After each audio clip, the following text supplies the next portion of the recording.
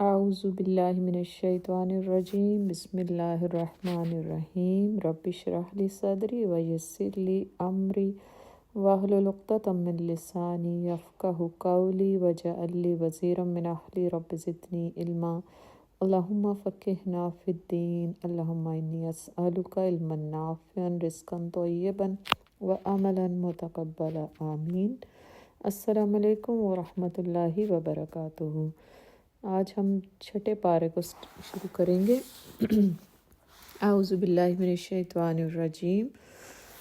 لا یحب اللہ الجہر بالسوء من القول الا من ظلم وکان اللہ سمیعا علیما۔ ان تبدوا خیرا او تخفوہ او تعفو عن سوء فإن اللہ کان عفوا قدیر۔ اللہ اس کو پسند نہیں کرتا کہ آدمی بدگوئی پر زبان کھولے، الا یہ کہ کسی پر ظلم کیا گیا ہو، اور اللہ سب کچھ سننے والا اور جاننے والا ہے۔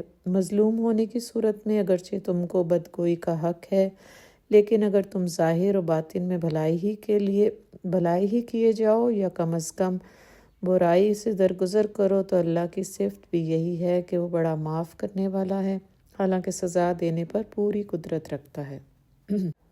چھٹے پارے کے پہلے رکوع میں مسلمانوں کو ایک بہت بلند درجہ اخلاقی تعلیم دی جا رہی ہے۔ منافقین اور یہودی اور مشرکین مسلمانوں کے راستے میں روڑے اٹکانے اور ان کو ستانے پر تلے بیٹھے تھے۔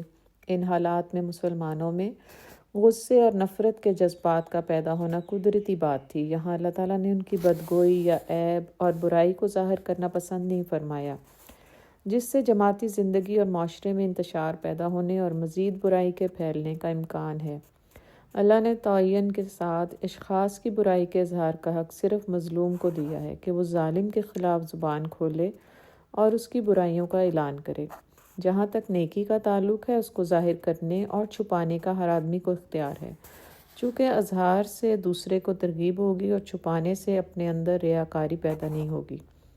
فرمایا کہ برائی کو معاف ہی کر دو تو بہتر ہے۔ اللہ ہر بات پر قدرت رکھتا ہے اور سب کچھ دیکھ رہا ہے۔ جو لوگ اللہ اور اس کے رسول کو نہیں مانتے، اور وہ یا اللہ کو مانتے ہیں اور اس کے رسولوں کو نہیں مانتے، یا بعض رسولوں کو مانتے ہیں اور بعض کو نہیں مانتے، اور وہ اپنے لیے ایک درمیانہ اور نرالا طریقہ اختیار کرنا چاہتے ہیں، ایمان اور کفر کی درمیانی راہ کا طریقہ ٹھیک نہیں ہے۔ ایسے لوگ اچھی طرح سن لیں کہ ان کے کافر ہونے میں ذرا بھی شک نہیں۔ محض اللہ کو ماننا اور رسولوں کا انکار کرنا اور ان کے طریقے پر عمل نہ کرنا کچھ حقیقت نہیں رکھتا، اور اس کفر کی پاداش میں عذاب کا مزہ چکھیں گے۔ اہل کتاب کا یہ دعویٰ کہ ہم کو عذاب نہیں ہوگا، ہمیں ہمارے رسول بچا لیں گے، محض ان کا دھوکہ ہے، کیونکہ اسی اللہ نے جس طرح اس سے پہلے پیغمبر بھیجے اور جس طرح ہر زمانے میں ان پر ایمان لانا ضروری تھا، اسی طرح نبی آخر الزمان حضرت محمد صلی اللہ علیہ وسلم کو قیامت تک کے لیے اپنا رسول بنا کر بھیجا ہے، اور ان کو قرآن عطا کیا ہے۔ جو لوگ حضور صلی اللہ علیہ وسلم کو اپنا رسول نہ مانیں گے، ان کے لیے قرآن کا یہ فیصلہ ہے کہ اللہ اور پہلے نبیوں کا ماننا ان کے کچھ کام نہیں آئے گا۔ تمام رسولوں کو یکساں ماننا ہی ایمان یافتہ کہلانے کا حقدار بناتا ہے، کیونکہ تمام انبیاء کرام کا دین ایک ہی ہے۔ شرع ہر زمانے کے لحاظ سے الگ الگ تھیں۔ ایمان کے تقاضے پورے کرنے سے قبل ایمان باللہ، ایمان بالرسالت اور ایمان بالآخرت کا ہونا ضروری ہے، کیونکہ تمام دین کی بنیاد ہی ان تین ستونوں پر ہے۔ کسی ایک کا انکار سب کا انکار ہے، کیونکہ ان سب کا آپس میں گہرا تعلق ہے۔ آیت نمبر 157۔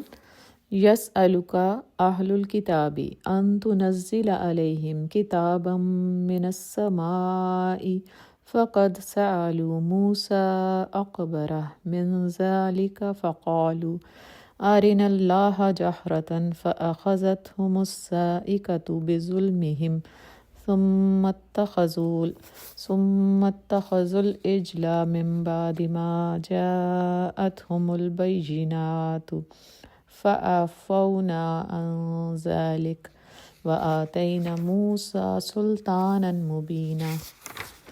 یہ اہل کتاب اگر آج تم سے مطالبہ کر رہے ہیں کہ تم آسمان سے کوئی تحریر ان پر نازل کرو، تو اس کے اس سے بڑھ چڑھ کر مجرمانہ مطالبے یہ پہلے موسیٰ علیہ السلام سے کر چکے ہیں۔ اس سے تو انہوں نے کہا تھا کہ ہمیں خدا کو علانیہ دکھا دو، اور اسی سرکشی کی وجہ سے یکایک ان پر بجلی ٹوٹ پڑی تھی۔ پھر انہوں نے بچڑے کو اپنا معبود بنا لیا، حالانکہ یہ کھلی کھلی نشانیاں دیکھ چکے تھے۔ اس پر بھی ہم نے ان سے درگزر کیا۔ ہم نے موسیٰ کو صریح فرمان عطا کیا۔ اس رکوع میں تاریخ انسانی کے اس باب کے ورق گردانی کی گئی ہے جو عبرت اور معزت کے اعتبار سے ایک نمایاں حیثیت رکھتا ہے۔ بنی اسرائیل پر اللہ تعالیٰ کے انعامات بھی بہت سے تھے، لیکن اس باب میں یہودی تاریخ کے جرائم اور ان کے کردار کی پوری عکاسی ہوتی ہے۔ قرآن مجید میں سورہ بقرہ اور اس رکوع کے علاوہ دوسرے مقامات پر بھی یہودیوں کی نافرمانی کو اس طرح کھول کر بیان کیا گیا ہے تاکہ مسلمان ان غلط راستوں سے بچ کر اپنی زندگی بسر کریں۔ دین سیدھا اور آسان راستہ ہے۔ جو کوئی بھی ان مشاغافیوں پہ کرے گا اور ہیلوں اور تعویلوں سے اپنے لیے حرام کو حلال اور معروف کو منکر بنانے کی کوشش کرے گا، وہ یہودیوں کی طرح دنیا میں بھی اللہ کے عذابوں سے نہیں بچ سکتا، اور آخرت میں جو ہوگا وہ سب کو معلوم ہو جائے گا۔ اس رکوع کے ابتدائی حصے میں مدینہ کے یہودیوں کے عجیب عجیب سوالات ملتے ہیں جو وہ حضور صلی اللہ علیہ وسلم سے کرتے تھے۔ ایک یہ کہ ہم آپ کی رسالت کو اس وقت تسلیم کریں گے جب ہماری آنکھوں کے سامنے پوری کی پوری کتاب یعنی قرآن آسمان سے لکھی ہوئی نازل ہو جائے، جس طرح حضرت موسیٰ علیہ السلام یکدم تورات لے کر آئے تھے۔ اس کے جواب میں فرمایا جا رہا ہے کہ یہ لوگ تو حضرت موسیٰ سے اس سے بھی بڑا مطالبہ کر چکے ہیں کہ اللہ کو علانیہ ہمارے سامنے لے آؤ، لیکن اس کے باوجود یہ ایمان نہیں لائے۔ یہ محض ان کی حیلہ سازیاں ہیں۔ اس کے بعد یہودیوں کے جرائم کی ایک مختصر تاریخ بیان ہوئی ہے اور وہ زیادتیاں بیان کی گئیں جو انہوں نے فرعون کے غرق ہونے کے بعد بنی اسرائیل کے مصر سے نکلنے پر کیں، جن کو یہ سب لوگ اچھی طرح جانتے ہیں۔ لیکن اس بدقسمت قوم کی شامت اعمال کا یہ حال رہا کہ باوجود عظیم نشانیوں اور معجزات کے اور جرائم پر عذابوں کے اس قوم نے مجموعی طور پر کوئی اثر قبول نہیں کیا، نہ ہی صدق دلی سے اپنے انبیاء کو مانا، بلکہ ان کے حکموں کی نافرمانی کی اور ان کو ناحق قتل کیا۔ اس طرح حضرت عیسیٰ علیہ السلام کے ساتھ بھی انہوں نے یہی سلوک کیا۔ ان کی کھلی نشانیاں اور معجزات کو دیکھنے کے باوجود ان کا انکار کیا، بلکہ حضرت مریم پر طرح طرح کے بہتان باندھے۔ انہوں نے حضرت عیسیٰ علیہ السلام کو قتل کرنے کی کوشش کی، لیکن اللہ نے ان کو بچا لیا اور ان کو آسمان پر اٹھا لیا اور اس معاملے کو ان پر مشتبہ کر دیا، کیونکہ اللہ زبردست طاقت والا ہے۔ قرب قیامت نزول مسیح کے موقع پر اہل کتاب میں سے کوئی ایسا نہ ہوگا جو حضرت مسیح علیہ السلام پر ایمان نہ لے آئے۔ ان پر بہت سی چیزیں حلال تھیں اور ان کی شریعت بھی سخت نہ تھی، لیکن انہوں نے ایسی ایسی شرارتیں اور ہیلہ بازیاں کیں اور حضرت موسیٰ علیہ السلام کے احکامات کو بدل دیا، جس پر پھر ان بہت سی چیزوں سے ان کو محروم کر دیا گیا جو پہلے ان کے لیے حلال تھیں۔ پھر ان کا لوگوں کو اللہ کے مقرر کیے ہوئے راستے سے روکنا ایک مشغلہ بن گیا۔ سود لینا، لوگوں کے مالوں کو ناجائز طریقے سے کھانا، لوٹ مار سے مال چھیننا، کبھی دھوکہ دے کر مال ہضم کرنا ان کا عام کردار بن چکا تھا۔ اگر آج ہم اس رکوع کی روشنی میں مسلمانوں کے کردار کا جائزہ لیں تو صاف ظاہر ہوگا کہ ہمارا معاشی اور سیاسی نظام غرض پوری زندگی کا ڈھانچہ یہودیوں کی تاریخ کی عکاسی کر رہا ہے۔ آخر میں پھر یہودی قوم کے ان لوگوں کا تذکرہ ہے جو اطاعت اور ایمان کی زندگی سے منحرف ہو کر سرکشی اور انکار کی راہ پر چل پڑے۔ ایسے افراد کے لیے دنیا اور آخرت میں دردناک عذاب ہے۔ جو لوگ پختہ علم رکھتے ہیں اور ایمان یافتہ ہیں اور جو کچھ حضور صلی اللہ علیہ وسلم پر نازل ہوا اس کو صدق دلی سے مانتے ہیں، نماز اور زکوٰۃ کا نظام قائم کرتے ہیں اور اس کی خود بھی پوری پابندی کرتے ہیں اور آخرت پر بھی یقین رکھتے ہیں، ایسے لوگوں کو ہم ضرور اجر عظیم سے نوازیں گے۔ ان کی دنیا بھی اور آخرت بھی دونوں ہی اچھی ہوں گی۔ اگلا رکوع آیت نمبر 163 سے 171۔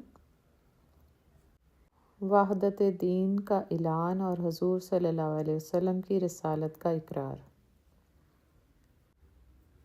رکوع میں اللہ تعالیٰ حضور صلی اللہ علیہ وسلم کو مخاطب کر کے ارشاد فرما رہے ہیں کہ ہم نے تم پر کوئی انوکھا کلام پہلی مرتبہ نازل نہیں کیا، بلکہ یہ وہی پہلے بھی تمام انبیاء پر آتی رہی ہے۔ ان میں سے بہت سے وہ رسول ہیں جن کا ذکر کیا گیا اور بہت سے وہ ہیں جن کا تذکرہ نہیں ہوا۔ ہر زمانے میں نسل انسانی کی اصلاح اور تربیت کے لیے یہ اللہ تعالیٰ کی طرف سے سلسلہ جاری رہا ہے، لہٰذا مسلمان وہ ہے جو ہر نبی کو سچا، برحق اور اللہ تعالیٰ کی طرف سے بھیجا ہوا تسلیم کرے۔ جو لوگ انبیاء کا انکار کرتے ہیں وہ گمراہ ہیں۔ اللہ تعالیٰ ان رسولوں کے سچا ہونے کی گواہی دیتا ہے۔ اللہ سے بڑھ کر کس کی گواہی سچی ہو سکتی ہے؟ اللہ تعالیٰ کے ساتھ اس کے فرشتے اور اس کے نیک بندے بھی اس بات کی گواہی دیتے ہیں۔ جو لوگ اپنے لیے اپنی زندگی کا راستہ خود تجویز کرتے ہیں اور انبیاء کا انکار کرتے ہیں، اللہ تعالیٰ کو ان کی پرواہ نہیں۔ وہ انہیں اسی راستے پر چلنے دے گا جس کو وہ اپنے لیے پسند کرتے ہیں۔ اللہ تعالیٰ کے ہاں یہ قاعدہ ہے کہ سیدھے راستے پر چلنے کے لیے کسی پر زبردستی نہیں کرتا۔ یہ راستہ جو انہوں نے اپنے لیے پسند کیا ہے غلط راستہ ہے، لہٰذا ان کی جگہ جہنم ہے۔ اللہ تعالیٰ کے لیے یہ بات آسان ہے کہ وہ ان کو سزا دے، کیونکہ انہوں نے خود ہی اس راستے کا انتخاب کیا ہے۔ اللہ تعالیٰ ہر ایک کے لیے وہی راستہ آسان کر دیتا ہے جس کو وہ پسند کرتا ہے۔ یہ اس کا مقرر کیا ہوا قانون ہے جس کے خلاف کبھی نہیں ہوتا۔ وہ کسی کو زبردستی سیدھے راستے پر نہیں چلاتا۔ آگے فرمایا کہ اے انسانوں، یہ رسول یعنی حضرت محمد صلی اللہ علیہ وسلم اللہ کی طرف سے ٹھیک ٹھیک باتیں لے کر آئے ہیں، تمہیں صحیح راستہ بتانے کے لیے آئے ہیں، ان پر ایمان لے آؤ اور ان کی بات سنو، اسی میں تمہاری بہتری اور کامیابی ہے۔ وہ تم سے کسی قسم کا اجر یا بدلہ نہیں چاہتے، محض تمہاری خیر خواہی اور بہتری کے لیے تمہیں سیدھا راستہ بتاتا ہے۔ اگر تم ان کے بتائے ہوئے نظام زندگی کو چھوڑ کر کفر کے غلط نظاموں کی طرف جاؤ گے تو اس میں اللہ کا کچھ نقصان نہیں ہوگا، تمہارا اپنا ہی نقصان ہے۔ آخر میں اہل کتاب سے ارشاد ہوتا ہے کہ دین کی باتوں میں حد سے تجاوز نہ کرو۔ اللہ کی شان میں صرف وہ بات کہو جو تمہیں رسول بتائے، باقی سب باتیں خیالی ہیں، تخمین و ظن پر مبنی ہیں۔ حضرت عیسیٰ علیہ السلام مریم کے بیٹے ہیں۔ وہ اللہ تعالیٰ کا ایک حکم ہے جو حضرت مریم کی طرف بھیجا گیا۔ وہ اللہ کی روحوں کے خزانے میں سے ایک روح ہے جو حضرت مریم پر اتاری گئی۔ اللہ کو جیسے ماننا چاہیے ویسے مانو اور اس کے رسولوں پر ایمان لاؤ۔ اپنے دل سے نئی بات گھڑ کر بیان نہ کرو کہ خدا تین ہیں۔ اللہ کا مرتبہ اتنا گھٹ جاتا ہے اور حضرت مسیح کا مرتبہ اتنا بڑھ جاتا ہے کہ اس میں سچائی باقی نہیں رہتی جس کو عقل عام بھی تسلیم کر سکتے ہیں۔ اللہ تعالیٰ ایسی صفات سے پاک ہے، وہ اکیلا بغیر کسی شریک کے تمہارا معبود ہے۔ یہ کیسے ہو سکتا ہے کہ اس کی کوئی اولاد ہو؟ زمین و آسمان کی ہر چیز اسی کی ہے اور سب چیزیں اسی کے اختیار میں ہیں۔ آیت نمبر 172 لَن يَسْتَنْكِفَ الْمَسِيحُ أَن يَكُونَ عَبْدًا لِلَّهِ وَلَا الْمَلَائِكَةُ الْمُقَرَّبُونَ وَمَن يَسْتَنْكِفْ عَنْ عِبَادَتِهِ وَيَسْتَكْبِرْ فَسَيَحْشُرُهُمْ إِلَيْهِ جَمِيعًا۔ مسیح نے کبھی اس بات کو عار نہیں سمجھا کہ وہ اللہ کا ایک بندہ ہو۔ وہ نہ مقرب ترین فرشتے اس کو اپنے لیے عار سمجھتے ہیں۔ اگر کوئی اللہ کی بندگی کو اپنے لیے عار سمجھتا ہے اور تکبر کرتا ہے تو ایک وقت آئے گا جب اللہ سب کو گھیر کر اپنے سامنے حاضر کرے گا۔ اس رکوع میں یہ بیان ہو رہا ہے کہ حضرت مسیح علیہ السلام جن کو تم اللہ کا بیٹا بنا رہے ہو، اللہ کا بندہ بننا اپنے لیے فخر کا باعث سمجھتے ہیں اور وہ کبھی بھی اس سے انحراف کرنے والے نہیں۔ یہ اسی طرح ہے جیسے اللہ کے بڑے بڑے فرشتے بھی اس بات پر فخر کرتے ہیں کہ اللہ کی بندگی کی جائے، اور جو لوگ اللہ کی بندگی سے کتراتے ہیں اور اس کی عبادت کو اپنی ذلت سمجھتے ہیں، وہ اس بات کو یاد رکھیں کہ اللہ ایک دن تمام انسانوں کو اکٹھا کرے گا، پھر ان میں سے وہ لوگ جو انعام یافتہ ہیں اور اچھے کام کرنے والے ہیں اور اس کے احکامات کی تکمیل میں اخلاص سے عمل پیرا رہنے کی سعادت سمجھتے ہیں، ان کو اس کے بدلے میں اجر عظیم اور انعامات عنایت فرمائے گا اور وہاں آرام و اطمینان کی دائمی زندگی ہوگی۔ اور جو لوگ اللہ کی عبادت اور بندگی سے دور بھاگتے ہیں اور دنیا کی خواہشات کے پیچھے پڑے ہوئے ہیں، اللہ کے آگے اپنی جبین نیاز جھکانے کو عار سمجھتے ہیں، وہ دکھ دینے والے دائمی عذاب میں مبتلا کیے جائیں گے اور ان کو اس عذاب سے کوئی بھی نہیں بچا سکے گا۔ پھر اہل کتاب اور خاص طور پر یہودیوں کے غلط عقائد اور غلط تصورات کی تردید ہو رہی ہے، اور یہ بیان کیا جا رہا ہے کہ اجر و ثواب کے فی الحقیقت ایسے لوگ مستحق ہیں جن کا ایمان صحیح اور اعمال تمام باطل اور من گھڑت طریقوں سے پاک ہوں گے۔ اس سے ظاہر ہوا کہ پاکیزہ زندگی کے لیے ضروری ہے کہ انسان کے افکار و خیالات بھی پاکیزہ اور درست ہوں، اور اعمال کا بھی اسی طرح پاک ہونا لازم و ملزوم ہے۔ ایسے ہی پاک باز بندے اجر عظیم کے مستحق ہیں، لیکن جو لوگ ان صفات کے حامل ہونے سے عار محسوس کریں، تکبر ظاہر کریں، ان کے لیے دردناک عذاب ہوگا۔ آگے تمام انسانوں کو مخاطب کر کے ارشاد فرمایا جا رہا ہے، اے انسانوں، تمہارے پاس تمہارے رب کی طرف سے ایسی ہدایت نامہ پہنچ گیا ہے جس میں شک و شبہ اور تردید کی کوئی گنجائش نہیں۔ وہ سورج کی طرح کھلی ہوئی آب و تاب والی روشنی ہے جس میں اچھی بری ہر قسم کی چیز صاف صاف نظر آ رہی ہے، اور وہ قرآن مجید ہے۔ جن لوگوں کی بینائی درست ہے اور آنکھ دیکھنے کی صلاحیت رکھتی ہے، اور وہ اس روشنی میں سچی باتیں صاف طور پر دیکھتے ہیں، ان کو پہچان کر فوری طور پر ان کو اپنی عملی زندگی میں حارس جان بناتے ہیں۔ جو لوگ ایسی نمایاں روشنی میں حق و باطل کی تمیز نہیں کر سکتے، ان کی بینائی خراب ہے یا ان کی آنکھ میں کچھ نقص ہے۔ حالانکہ ہمیشہ سے نیک لوگوں کا طریقہ یہ رہا کہ ہر طرف سے منہ موڑ کر صرف ایک اللہ کی طرف یکسو ہو جاتے ہیں اور اس کے سوا کسی پر بھروسہ نہیں کرتے، اور قرآن مجید کو اپنی زندگی کا اوڑھنا اور بچھونا بناتے ہیں، اور اپنی پوری زندگی میں ہر قدم پر اس سے روشنی کے طلبگار رہتے ہیں۔ باقی تمام نظریات کو باطل سمجھتے ہیں۔ ایسے ہی لوگوں کو اللہ اپنی رحمت میں جگہ دے گا، اس کی رحمت ان کو ہر طرف سے گھیرے ہوگی، اور اسی کے فضل کی ان پر بارش ہوگی، اور وہ ان کو سیدھی راہ پر گامزن کر دے گا۔ آخری آیات میں سورہ نساء کے ابتدائی میراث کے احکام کا ضمیمہ ہے اور بہت سے سوالات جن کا ابتدا میں تذکرہ گزر چکا۔ ایک سوال کلالہ کے بارے میں تھا۔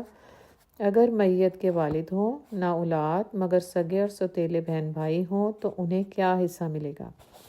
سگے بہن بھائیوں کو عربی میں اعیانی کہتے ہیں، اور سوتیلے بھائیوں کو یعنی جن کا باپ ایک ہو اور ماں جدا ہو الاقی کہتے ہیں۔ اللہ تعالیٰ یہاں ارشاد فرما رہا ہے کہ اگر میت کے وارث اعیانی یا علاقی بھائی بہن ہوں تو ان کو میراث اس طرح ملے گی۔ واضح رہے کہ شروع صورت میں کلالہ کا جو حکم تھا اس سے اخیافی بھائی بہن مراد تھے، یعنی ماں ایک باپ مختلف۔ یہاں باقی دو صورتوں کے لیے حکم دیا گیا ہے۔ اگر وارث کی فقط ایک بہن ہو تو اس کا اس کے مرنے والے بھائی کے مال سے آدھا حصہ ہوگا۔ اگر بہن مر گئی اور وارث فقط بھائی ہے تو بھائی کو بہن کا سارا مل جائے گا۔ اگر بھائی سے دو یا دو سے زیادہ بہنیں چھوڑیں تو ان کو 2/3 مال ملے گا۔ اگر بہت سے بھائی بہن ملے جلے وارث ہیں تو سارے مال میں اس حساب سے تقسیم ہوگا کہ مرد کا ایک حصہ اور عورت کا آدھا حصہ۔ اللہ یہ احکامات کھول کر بیان کر رہا ہے تاکہ لوگ راہ راست سے بھٹک نہ جائیں اور ان کو عمل کرنے میں آسانی ہو۔ اللہ تعالیٰ جو کچھ ہم نے اس قرآن میں پڑھا، جو اس صورت میں پڑھا، سورہ النساء میں، اس کو سمجھ کر ہمیں اپنے عملوں میں لانے کی توفیق عطا فرما۔ سورہ المائدہ۔ سورہ المائدہ عربی میں مائدہ کھانے کے سجے ہوئے دسترخوان کو کہتے ہیں۔ اس کا تذکرہ اس میں موجود ہے، اس لیے اس کا نام المائدہ۔ اس سورت سے قرآن کی دوسری منزل شروع ہوتی ہے۔ پہلی منزل سورہ النساء پر ختم ہو گئی۔ یہ سورہ مدینہ میں وقفے سے نازل ہوئی۔ یہ آخری سورت ہے، اس کے بعد کوئی اور سورت نازل نہیں ہوئی کیونکہ حجۃ الوداع کے موقع پر جو آخری آیت دین کی تکمیل کے بارے میں اتری وہ اسی میں ہے۔ یہ مضامین کے اعتبار سے بہت جامع سورت ہے۔ اس سورت میں اللہ تعالیٰ نے امت مسلمہ سے آخری امت کی حیثیت سے کامل شریعت کے احکام کو قائم کرنے کے لیے عہد و پیمان لیا۔ ایسا ہی عہد و پیمان اہل کتاب سے لیا گیا تھا، لیکن پہلی صورتوں سے واضح ہوتا ہے کہ وہ اس کے اہل ثابت نہیں ہوئے، لہٰذا ان کو معزول کر کے اس کا بار امت مسلمہ پر ڈال دیا گیا۔ اس صورت کا خاص پیغام یہ ہے کہ جس دین کی تکمیل ہوئی ہے اور جو نعمت امت اس مسلمہ کو دی جا رہی ہے، اس کے احکام و قوانین کو پابندی سے اور استقلال سے پورا کرو۔ ان احکام اور قوانین اور عدل کے نفاذ میں ابتلا اور آزمائش کا نمایاں ہونا ہے، کیونکہ پہلی امتوں نے اس راہ میں بہت ٹھوکریں کھائیں جن کی بنا پر وہ اللہ کی معتوب اور مغضوب ہوئیں۔ اب اس امت کے لیے وہ سب خاص احکام بیان کیے جا رہے ہیں تاکہ وہ اچھی طرح ہوشیار رہیں اور ٹھوکریں نہ کھائیں اور قیامت تک تمام دنیا میں اس کے نفاذ کے لیے کوشاں رہیں۔ نیز یہود اور نصارہ کی پوری تاریخ واضح طور پر بیان کر دی گئی اور اس کے اسباب اور محرکات بھی بتائے تاکہ امت مسلمہ کے لیے اس سے سبق اور عبرت کا سامان ہو سکے۔ اس میں انسانی زندگی کے انفرادی اور اجتماعی مسائل اور اسلامی معاشرے کی تشکیل اور نشو و ارتقاء کے جملہ احکام کی ایک خاص ترتیب ہے نشاندہی فرمائی گئی تاکہ شیطانی فتنوں کو ڈرانے کا موقع نہ مل سکے، اور امت مسلمہ کے اجتماعی نظام کو قائم رکھنے کے لیے وہ اصول اور ضوابط بھی بیان کیے گئے جو اس عہد و پیمان پر قائم رہنے کے لیے بہت ضروری ہیں۔ اعوذ باللہ من الشیطان الرجیم، بسم اللہ الرحمن الرحیم۔ یا ایہا الذین آمنوا اوفوا بالعقود احلت لکم بہیمۃ الانعام الا ما یتلی علیکم غیر محلل الصید وانتم حرم ان اللہ یحکم ما یرید۔ اے لوگو جو ایمان لائے ہو، بندشوں کی پوری پابندی کرو۔ تمہارے لیے مویشی کی قسم کے سب جانور حلال کر دیے گئے سوائے ان کے جو آگے چل کر تم کو بتائے جائیں گے، لیکن احرام کی حالت میں شکار کو اپنے لیے حلال نہ کرو۔ بے شک اللہ جو چاہتا ہے وہ حکم دیتا ہے۔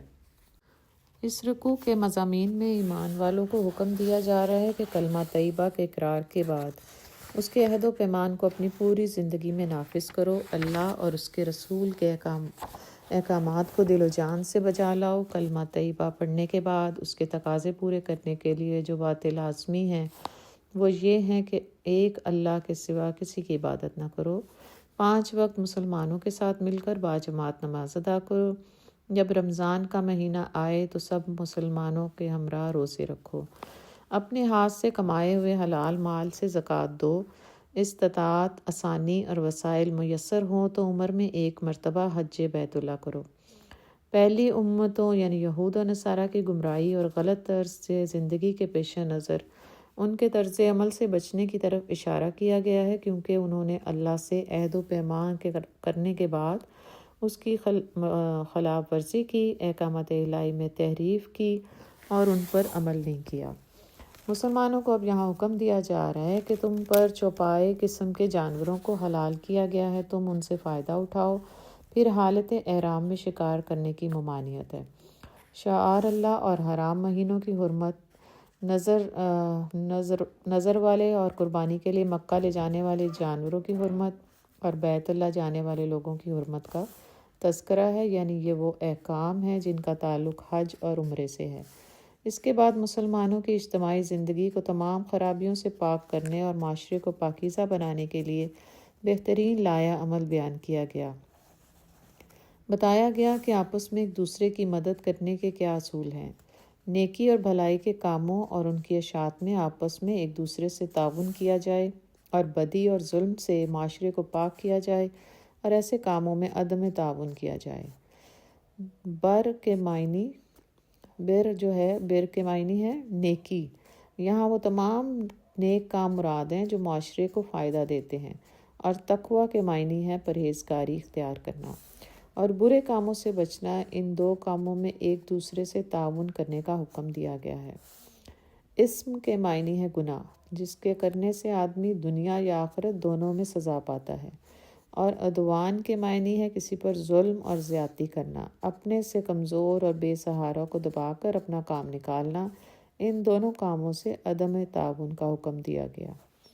تعاون کی صورت یہ ہے کہ تمام معاشرے کے افراد مل کر یہ پکا ارادہ کر لیں کہ معاشرے میں نیکی اور تقویٰ کا چلن ہوگا، اس کو گناہوں سے پاک کیا جائے گا اور کمزوروں کو دبانے یا ان پر ظلم کرنے سے روکا جائے، تو یہ اچھے معاشرے میں باہمی تعاون کی اعلیٰ مثال ہوگی۔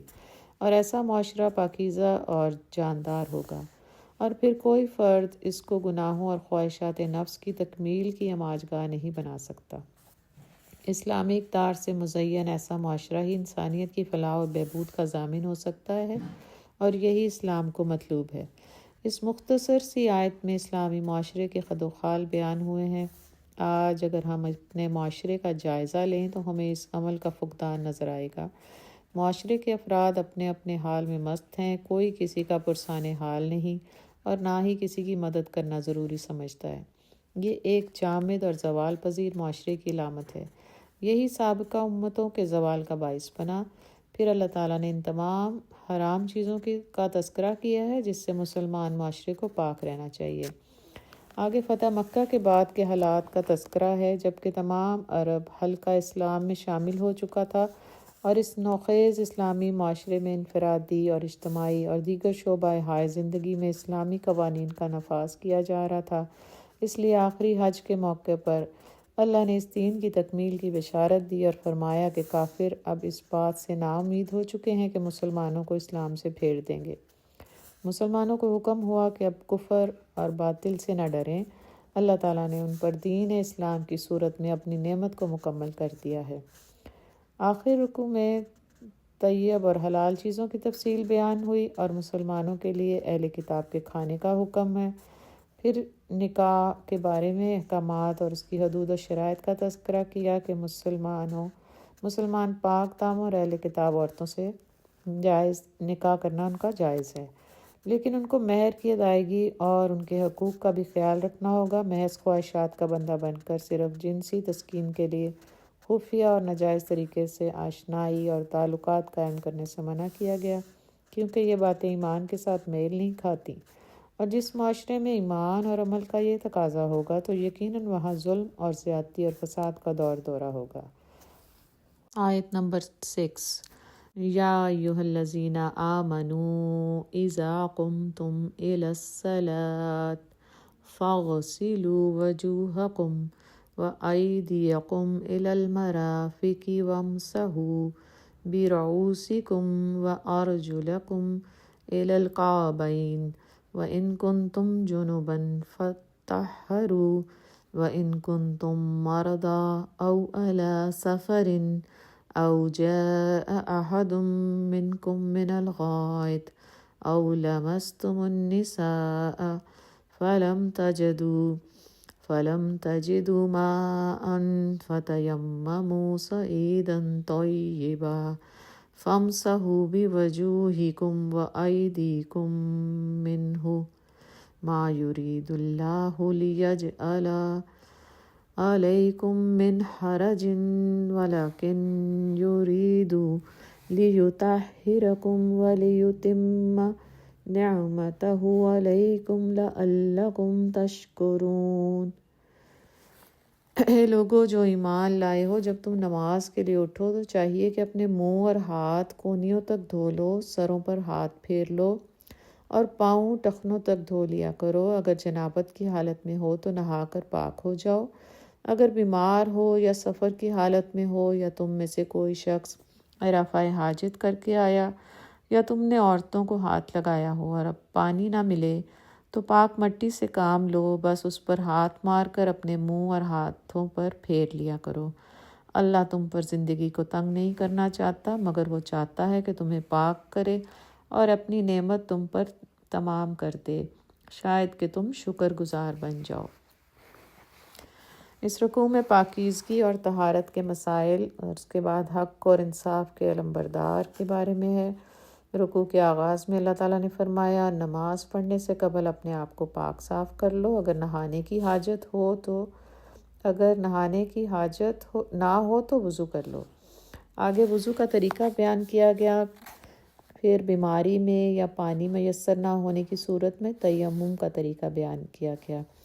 بظاہر پاک مٹی سے تیمم کرنا عجیب سا معلوم ہوتا ہے، لیکن اس میں جو روح کا کار فرما ہے اس سے طہارت اور پاکیزگی کی حس کو زندہ رکھنا مقصود ہے۔ اس ظاہری اور باطنی طریقے سے افراد کے اندر پاک رہنے اور پاک دامنی کا تصور پیدا ہوتا ہے۔ معاشرے کے افراد میں پاکیزگی و طہارت کا تصور پیدا کرنے کے لیے بچپن ہی سے اس طرف توجہ دلانا لازمی ہے۔ بچوں کو بچپن ہی سے یہ عادت ڈالنی چاہیے، ان کو پاکیزگی اور طہارت کے طریقے بتانے چاہیے۔ وضو کا طریقہ، غسل کا طریقہ اور نماز کا طریقہ، یہ سب اسلامی معاشرے کی جان ہے۔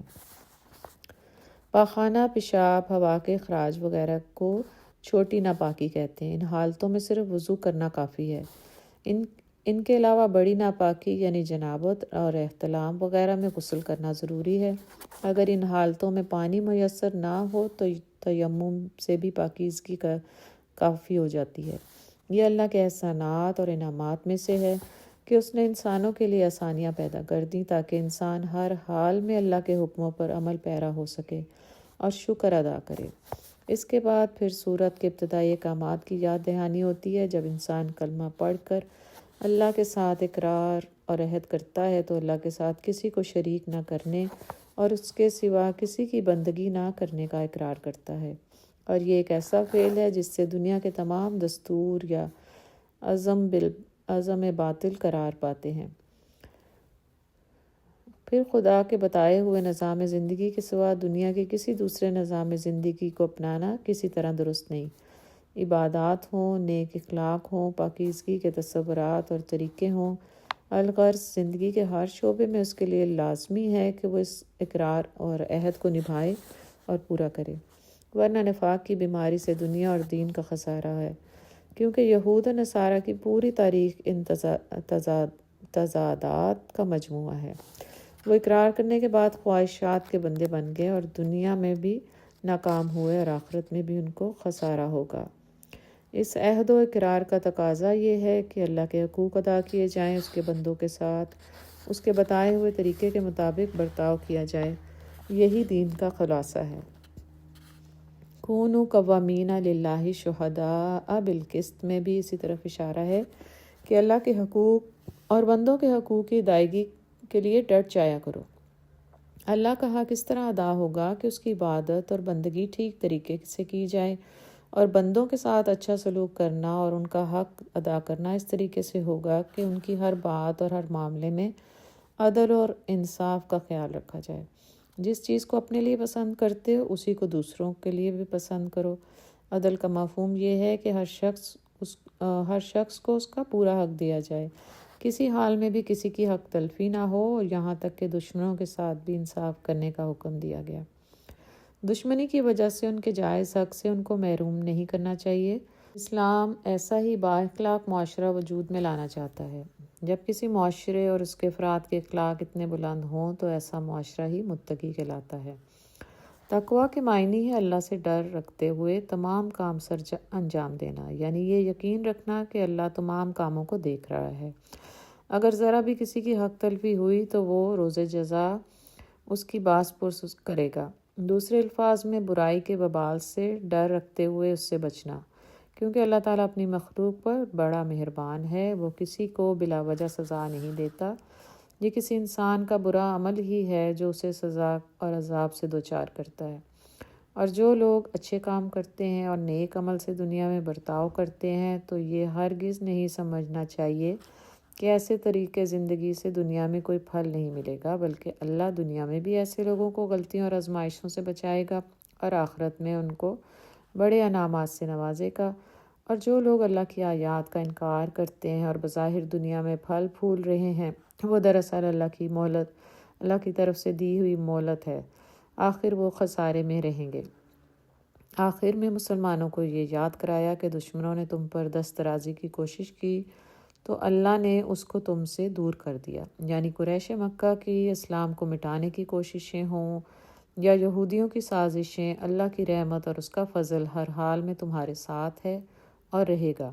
بس تم اللہ سے ڈرتے ہوئے سب کام سر انجام دو اور اسی پر بھروسہ کرو۔ مومن کا اصلی ہتھیار یہی ہے۔ اگلا رکوع آیت نمبر 12 سے 19۔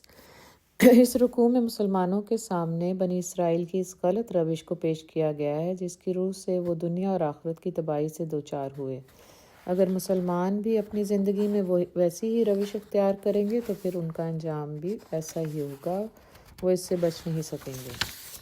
بنی اسرائیل کے مطابق، تاریخ بنی اسرائیل کے مطابق ان کے 12 قبیلے تھے۔ اللہ تعالیٰ نے ان کے ہر قبیلے سے ان پر ایک نقیب مقرر کیا کہ ان کے حالات پر نظر رکھے اور ان کو بے دینی اور بد اخلاقی کی زندگی سے باز رکھے، اور ان سے عہد لیا اور کہا کہ میں تمہارے ساتھ ہوں اگر تم نماز باقاعدگی سے ادا کرو گے اور زکوٰۃ دیتے رہو گے اور میرے رسولوں پر ایمان لا کر ان کی مدد اور تائید کرتے رہو گے اور اللہ کے دین کو پھیلاتے رہے اور اس کی راہ میں اپنا مال خرچ کرتے رہے، تو میں تمہیں دنیا اور آخرت میں انعامات سے نوازوں گا۔ بصورت دیگر تم راہ سے بھٹک جاؤ گے اور تمہارا انجام برا ہوگا۔ لیکن یہودیوں نے اس عہد پیمان کو توڑ دیا اور جو دین حق کی دعوت اپنے ذمہ لی تھی اسے پورا نہ کیا۔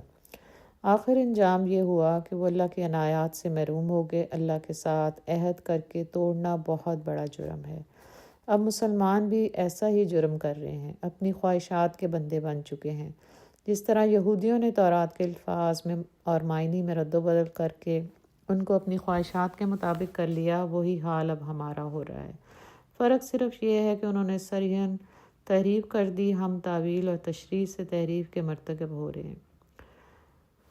اللہ ماشاء اللہ، اللہ نے ان پر لعنت کی اور ان کے دل سخت ہو گئے۔ آگے فرمایا، ایسا ہی حال نصارہ کا ہوا۔ نصارہ یا نصر سے بنا ہے جس کے معنی مدد کرنے کے ہیں، یا ناصرہ سے نسبت رکھتا ہے، جو ملک کے شام میں ایک گاؤں میں ہے جہاں حضرت عیسیٰ رہتے تھے۔ اس اعتبار سے ان کو مسیح یا ناصری بھی کہتے ہیں۔ چنانچہ نصارہ سے مراد ہوا مدد کرنے والا، یا ناصرہ کے رہنے والے، یا مسیح کے ماننے والے۔ ابتدا میں حضرت عیسیٰ علیہ السلام نے ان سے عہد و پیمان لیا، وہ اس پر کاربند رہے۔ بعد میں انہوں نے بھی یہودیوں کی طرح اس عہد کو توڑ دیا اور اپنے رسول کے نافرمان ہو گئے۔ جو کچھ انجیل میں ان کو تعلیم دی گئی تھی اس کی حقیقی باتوں کو بھلا دیا اور اپنی خواہشات کے مطابق اس میں رد و بدل کر دیا۔ اس میں آخری پیغمبر رسول صلی اللہ علیہ وسلم کے بارے میں جو پیشن گوئیاں تھیں کہ جب وہ تشریف لائیں تو ان پر ایمان لا کر ان کی مدد کرنا، انہوں نے اس بات کو اپنی کتاب سے نام و نشان ہی مٹا دیا اپنی کتاب سے، جس کا نتیجہ یہ ہوا کہ ان کا آپس میں اللہ کی تعلیمات کے بارے میں اختلاف رائے ہو گیا، اور یہ اختلاف اتنا بڑھا کہ ایک دوسرے کے دشمن ہو گئے، اور یہود و نصارہ میں بھی ایسی ہی دشمنی ہو گئی۔ ہر گروہ میں اتنے فرقے پیدا ہو گئے کہ وہ آپس میں ایک دوسرے کے ساتھ لڑنے لگے۔ انہوں نے اتفاق، یکجہتی اور ملاپ کے اصولوں کو جو کتاب اللہ میں تھے بھلا دیا۔ اس کا نتیجہ یہ ہوا کہ وہ قیامت تک ایک دوسرے کے جانی دشمن بن گئے۔ آج یہی حال مسلمان فرقوں کا ہے، پوری قوم فرقہ بندی میں بٹ چکی ہے۔ یہاں جس طرح اہل کتاب کو اللہ تعالیٰ مخاطب کر رہا ہے کہ وہ آخری رسول صلی اللہ علیہ وسلم اور آخری کتاب جو کہ جس میں ان باتوں کا اعادہ اور ذکر کیا گیا ہے، وہ جن کو چھپا کر اور بھلا کر گمراہ ہوئے پیروی کریں تاکہ فلاح پائیں۔ اسی طرح یہی بات آج مسلمانوں پر بھی پوری طرح صادق آتی ہے کہ جو اللہ کی خوشنودی اور رضامندی کے طالب ہیں اور امن و سلامتی کی راہ پر جانا چاہتے ہیں، ان کے لیے ضروری ہے کہ وہ قرآن مجید اور سنت رسول صلی اللہ علیہ وسلم کی روشنی سے فائدہ اٹھائیں اور اپنی پوری زندگی کی عمارت کو اسی پر استوار کریں، پھر وہ دنیا اور آخرت میں کامیاب ہوں گے۔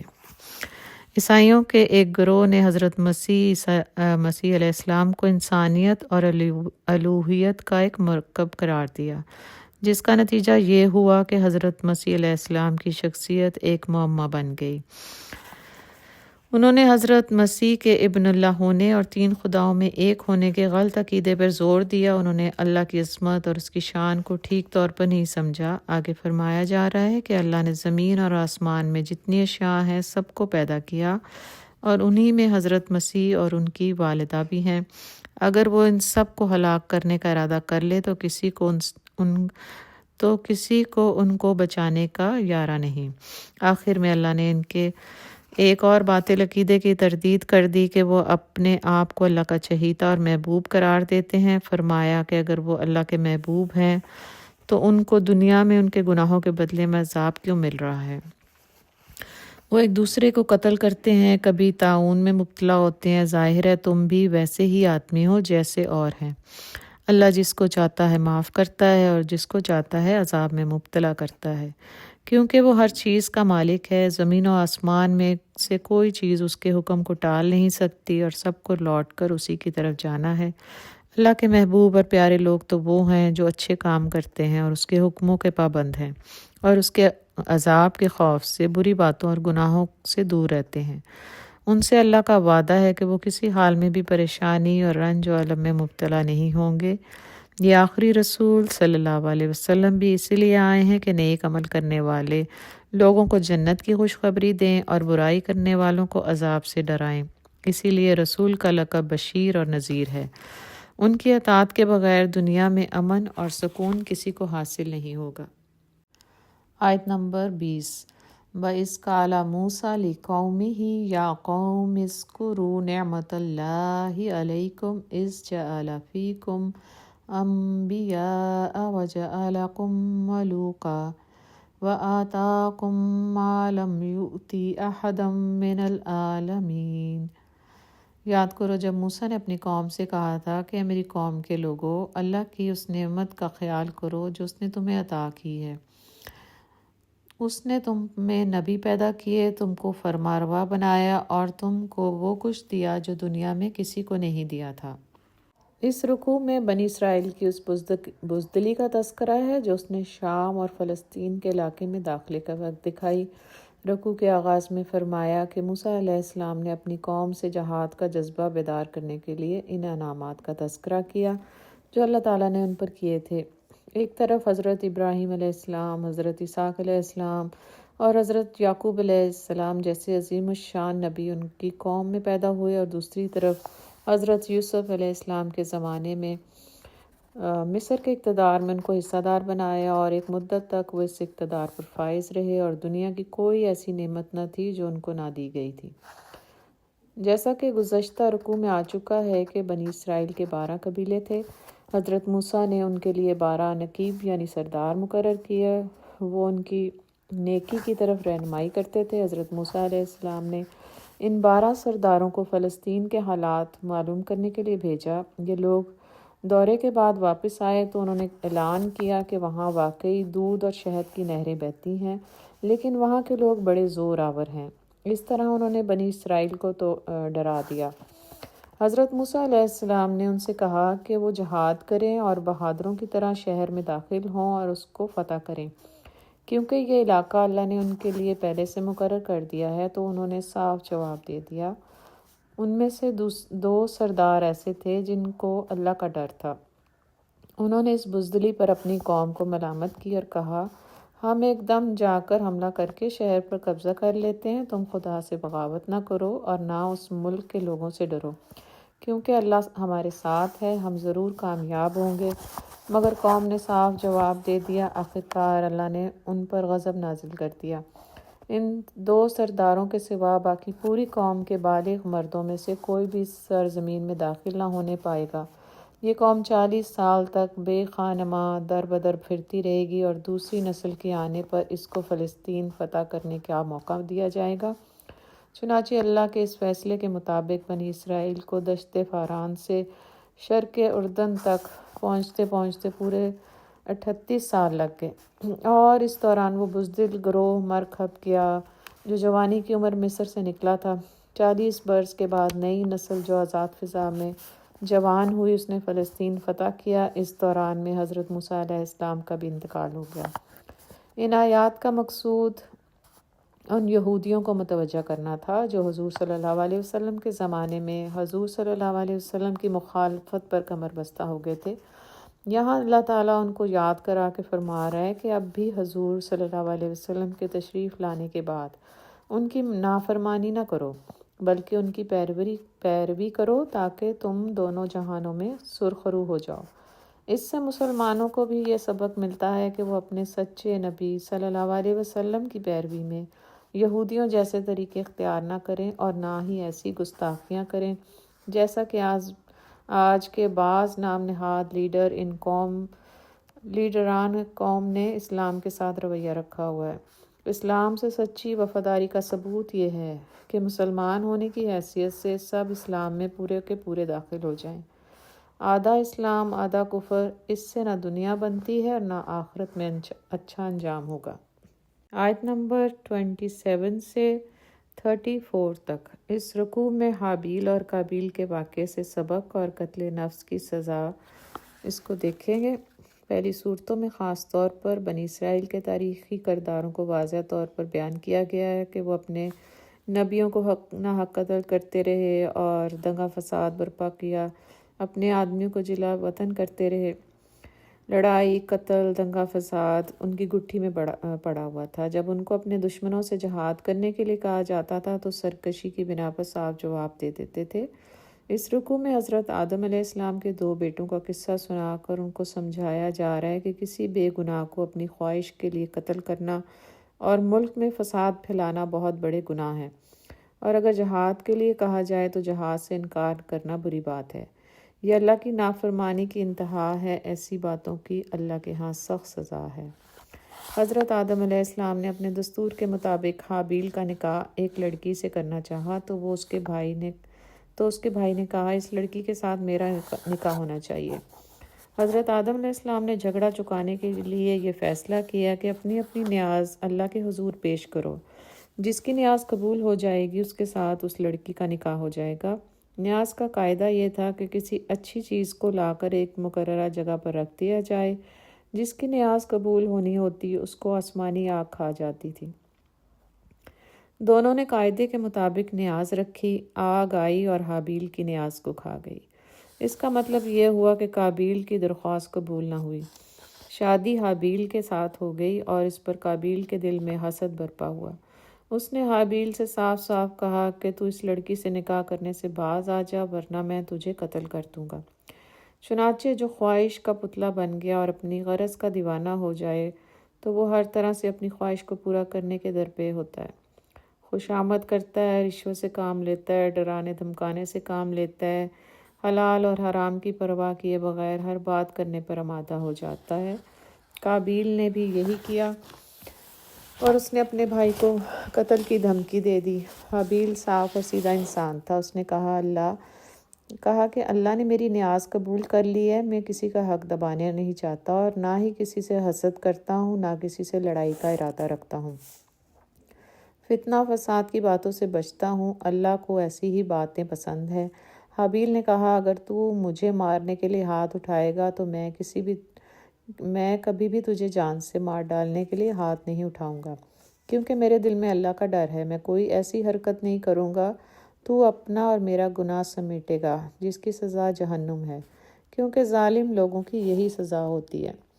لیکن قابیل اپنی خواہش کا اندھا بن چکا تھا، اس پر ایسی باتوں کا کچھ اثر نہیں ہوا، اس نے اپنے بھائی حابیل کو قتل کر دیا۔ اس کا نتیجہ یہ ہوا کہ دنیا میں اپنے بھائی جیسا مددگار کھو بیٹھا۔ حضور صلی اللہ علیہ وسلم کا ارشاد ہے کہ 2 گناہ ایسے ہیں جس کا بدلہ آخرت سے پہلے دنیا میں بھی ملتا ہے، ایک تو کسی کا حق مارنا اور دوسرے رشتہ داروں کو ستانا یعنی قطع رحمی کرنا۔ اللہ تعالیٰ نے اس کے سامنے ایک کوا بھیجا، وہ نیچے آ کر چونچ اور پنجوں سے زمین کھریدنے لگا۔ وہ اپنی چونچ میں ایک مردہ کوا لایا تھا، اس کو زمین میں اس گڑھے میں ڈال کر اوپر سے مٹی برابر کر دی۔ جب قابیل نے اس کوے کو یہ سب کرتے دیکھا تو اس نے افسوس کیا کہ میں اس کوے کے برابر بھی سوجھ بوجھ نہیں رکھتا۔ اس وقت اسے خیال ہوا کہ اس کوے کو اپنے ساتھی سے اتنی ہمدردی تھی کہ اسے اٹھا کر لایا اور زمین میں چھپا دیا، حالانکہ یہ کوا اپنی موت آپ مرا تھا اور اس نے اپنے حقیقی بھائی کو قصداً قتل کیا۔ چنانچہ وہ اپنے کیے پہ نادم اور پشیمان ہوا اور پچھتانے لگا۔ اس پر اللہ نے بنی اسرائیل پر یہ حکم لکھ دیا کہ بلا وجہ اور عدالت کے فیصلے کے بغیر کسی بے گناہ کو قتل کرنا سارے انسانوں کو قتل کرنے کے برابر ہے، کیونکہ پھر اس ایک کو دیکھا دیکھی دوسرے لوگ بھی ایک دوسرے کو قتل کرنے میں تل جائیں گے۔ جس نے کسی ایک آدمی کو زندہ رہنے دیا یا بچایا، غصہ اور غضب کے باوجود نہ مارا، یا کسی نے کسی ظالم سے کسی کو قتل ہونے سے بچایا، گویا اس نے تمام انسانوں کو زندگی بخشی۔ یہاں اس قصے کا ایک مقصد حضور صلی اللہ علیہ وسلم کے زمانے کے یہودیوں کو ان کی سازش پر حکیمانہ انداز میں متنبہ کرنا بھی تھا جو انہوں نے حضور صلی اللہ علیہ وسلم اور آپ کے صحابہ کو قتل کرنے کی متعلق کی تھی۔ چونکہ ان یہودیوں میں قابیل جیسی صفات پائی جاتی تھی، لہٰذا اللہ نے ان کو قتل نفس سے باز رہنے کی سخت تاکید کی۔ دنیا میں نوع انسانی کی بقا اور حقوق العباد کا انحصار اس بات پر ہے کہ تمام انسان اپنے ابنائے نوع کا دلی طور پر احترام کرے اور ان کی زندگی اور بقا اور تحفظ میں ایک دوسرے کے مددگار بنے۔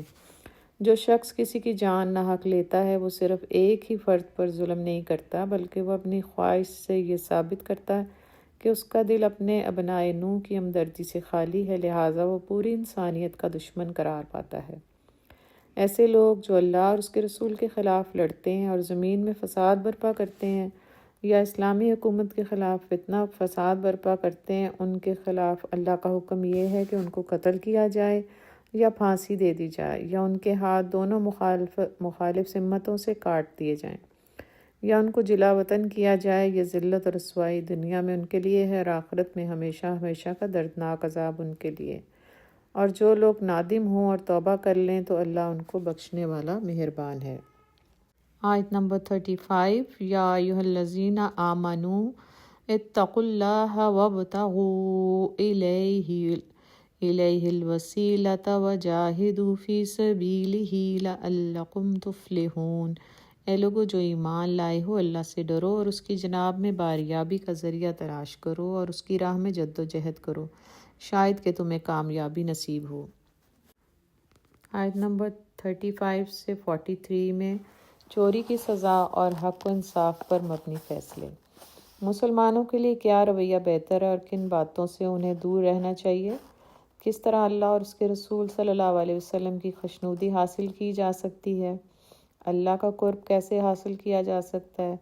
جو کوئی اللہ کی راہ میں ہمتاً کوشاں رہے گا، ہر حال میں اس بات کا خیال رکھے گا کہ اس سے کوئی ایسا فعل سرزد نہ ہو جائے جس سے اللہ اور اس کے رسول کی ناراضگی مول لینی پڑے، تو ایسا ہی آدمی کامیاب ہے اور وہ تمام مصائب آلام سے بچا رہے گا اور پرمسرت زندگی بسر کرے گا۔ اس کے برعکس وہ آدمی جس کا رویہ کافرانہ ہو اور دنیا کی زندگی کفر پر مبنی نظریات پر ہو تو وہ قیامت کے روز اللہ کی سزا سے بچ نہیں سکتا، اگرچہ وہ اس کے بدلے میں تمام روئے زمین کی دولت اور اتنی ہی مزید شامل کر کے دینا چاہے۔ اگر وہ دوزخ سے نکلنے کی کوشش بھی کریں گے یا اس عذاب سے بچنا چاہیں گے تو بچ نہیں سکیں گے اور دائمی عذاب میں مبتلا رہیں گے۔ دنیا میں تو آدمی رشوت سے کام چلا لیتا ہے، لیکن آخرت میں یہ بات نہیں ہوگی۔ پھر فسادی لٹیروں اور چوری کرنے والوں کی سزا بیان کی گئی ہے، یعنی جو لوگوں کے اموال ان کے گھروں یا ان کی املاک یا حفاظت سے چرانے والے یا لوٹنے والے ہیں، ایسے لوگوں کے ہاتھ کاٹنے کا حکم دیا جا رہا ہے۔ حضور صلی اللہ علیہ وسلم کے ارشاد کے مطابق پہلی چوری پر سیدھا ہاتھ کاٹا جائے گا، پھر پھل یا ترکاری کی چوری میں، کھانے وغیرہ اور حقیر چیزوں کی چوری میں ہاتھ نہیں کاٹا جائے گا۔ اسی طرح اور بہت سے احکامات ہیں جن کا خیال رکھنا ضروری ہے۔ اس سزا کی حکمت یہ ہے کہ ایسے موقع پر اللہ کی قوت اور غلبے کا سب سے اظہار ہو اور چور کو ایسی سزا دی جائے کہ لوگ لرز جائیں اور چوری یا غلط کام کے قریب بھی نہ جائیں اور اس کے فرما بردار بندے بن جائیں۔ یہی وجہ ہے اور تاریخ گواہ ہے کہ اسلامی حکومت اور اسلامی معاشرے میں تمام دیگر معاشروں کے برعکس چوری، سرقہ اور دیگر جرائم کی اعداد و شمار نہ ہونے کے برابر ہیں۔ چوری کی سزا سے بچنے کے لیے کیا چیزیں ضروری ہیں؟ چوری کے بعد اپنے جرم پر نادم ہو، اللہ کے حضور دل سے اقرار کرے کہ میں آئندہ کبھی بھی ایسا کام نہیں کروں گا، اور جس کا نقصان کیا ہو اس کے نقصان کی تلافی کرے، اس کا مال اس کو واپس کر دے، آئندہ کے لیے اپنے آپ کو ٹھیک رکھے اور اس فعل پر نادم ہو کہ میں نے یہ بہت بڑا ظلم کیا۔ ایسا کرنے والوں کو آخرت میں سزا سے معافی مل جائے گی۔ دنیا میں بھی بچنے کی یہ صورت ہو سکتی ہے کہ وہ پکڑے جانے سے قبل اس کی تلافی کرتے ہیں، لیکن اگر پکڑے جائیں گے اور جرم ثابت ہو جائے گا تو ان کو دنیاوی سزا ضرور ملے گی۔ آگے فرمایا کہ تمام سلطنت جو آج زمین اور آسمان میں ہے سب اللہ ہی کی ہے، وہ محض مالک ہی نہیں بلکہ اس پر پورا قبضہ اور اقتدار بھی رکھتا ہے، جس کو چاہتا ہے معاف کرتا ہے اور جس کو چاہتا ہے سزا دیتا ہے۔ اس کی قدرت سے کوئی چیز بھی باہر نہیں، وہ ہر چیز پر قادر ہے۔ حضور کی تشریف آوری سے قبل پورا معاشرہ کافرانہ طریقوں پر تھا، اس میں کسی کی جان و مال محفوظ نہ تھی، فتنہ فساد برپا تھا۔ جب حضور صلی اللہ علیہ وسلم تشریف لائے تو کمزوروں کو ستانے کی وہ آزادی جو کفر میں باقی تھی باقی نہیں رہی۔ حق اور انصاف کا دورہ شروع ہو گیا تو خود غرض اور مفاد پرست یہودی، نصارہ اور مشرکین کے ساتھ منافقین کا ایک گروہ مل گیا جو اسلام کے خلاف سازشیں کرنے لگا، جس سے حضور صلی اللہ علیہ وسلم کو رنج و غم ہونے لگا کہ یہ کس طرح اللہ کی بندگی کی راہ پر آئیں گے۔ منافقین مسلمانوں کے اندر گھس کر مسلمانوں کی باتیں غلط انداز میں کافروں تک پہنچانے لگے، نیکی اور اچھائی کو برائی کے رنگ میں پیش کیا جانے لگا، جھوٹ کا ملمہ چڑھا کر اپنے مطلب کی بات بنا کر پھیلانے لگے، کیونکہ اگر اصلی رنگ میں وہ پھیل گیا تو دنیا ان کو مانے بغیر نہیں رہے گی۔ اسلام کی باتیں بے عیب ہیں اور وہ سچے رنگ میں اچھی ہی لگیں گی۔ اسلام کی خوبی اس وقت دنیا مانے گی جب اس کو حقیقی اور اصل شکل میں پیش کیا جائے گا۔ اسلام کو دنیا کا نہ ماننا اس بات کی علامت ہے کہ اس کو غلط رنگ میں پیش کیا جا رہا ہے۔ آج امت مسلمہ جو فی الحقیقت خیر امت تھی، اپنی پوری زندگی کا جو نمونہ تمام دنیا کے سامنے پیش کر رہی ہے، کیا اس سے اسلام پھیل سکتا ہے؟ ہرگز نہیں۔ یہ بات کیسے ممکن ہے کہ مسلمان بھی ہو اور چور بھی، مسلمان بھی ہو اور زانی بھی، مسلمان بھی اور خائن، رشوت دینے والا بھی اور لینے والا بھی ہو؟ غرض ہر چیز جس کی اسلام نفی کرتا ہے، کیا وہ ہم میں موجود نہیں ہے؟ اس کے بعد بھی ہم اپنے آپ کو حضور صلی اللہ علیہ وسلم کا امتی کہتے ہیں۔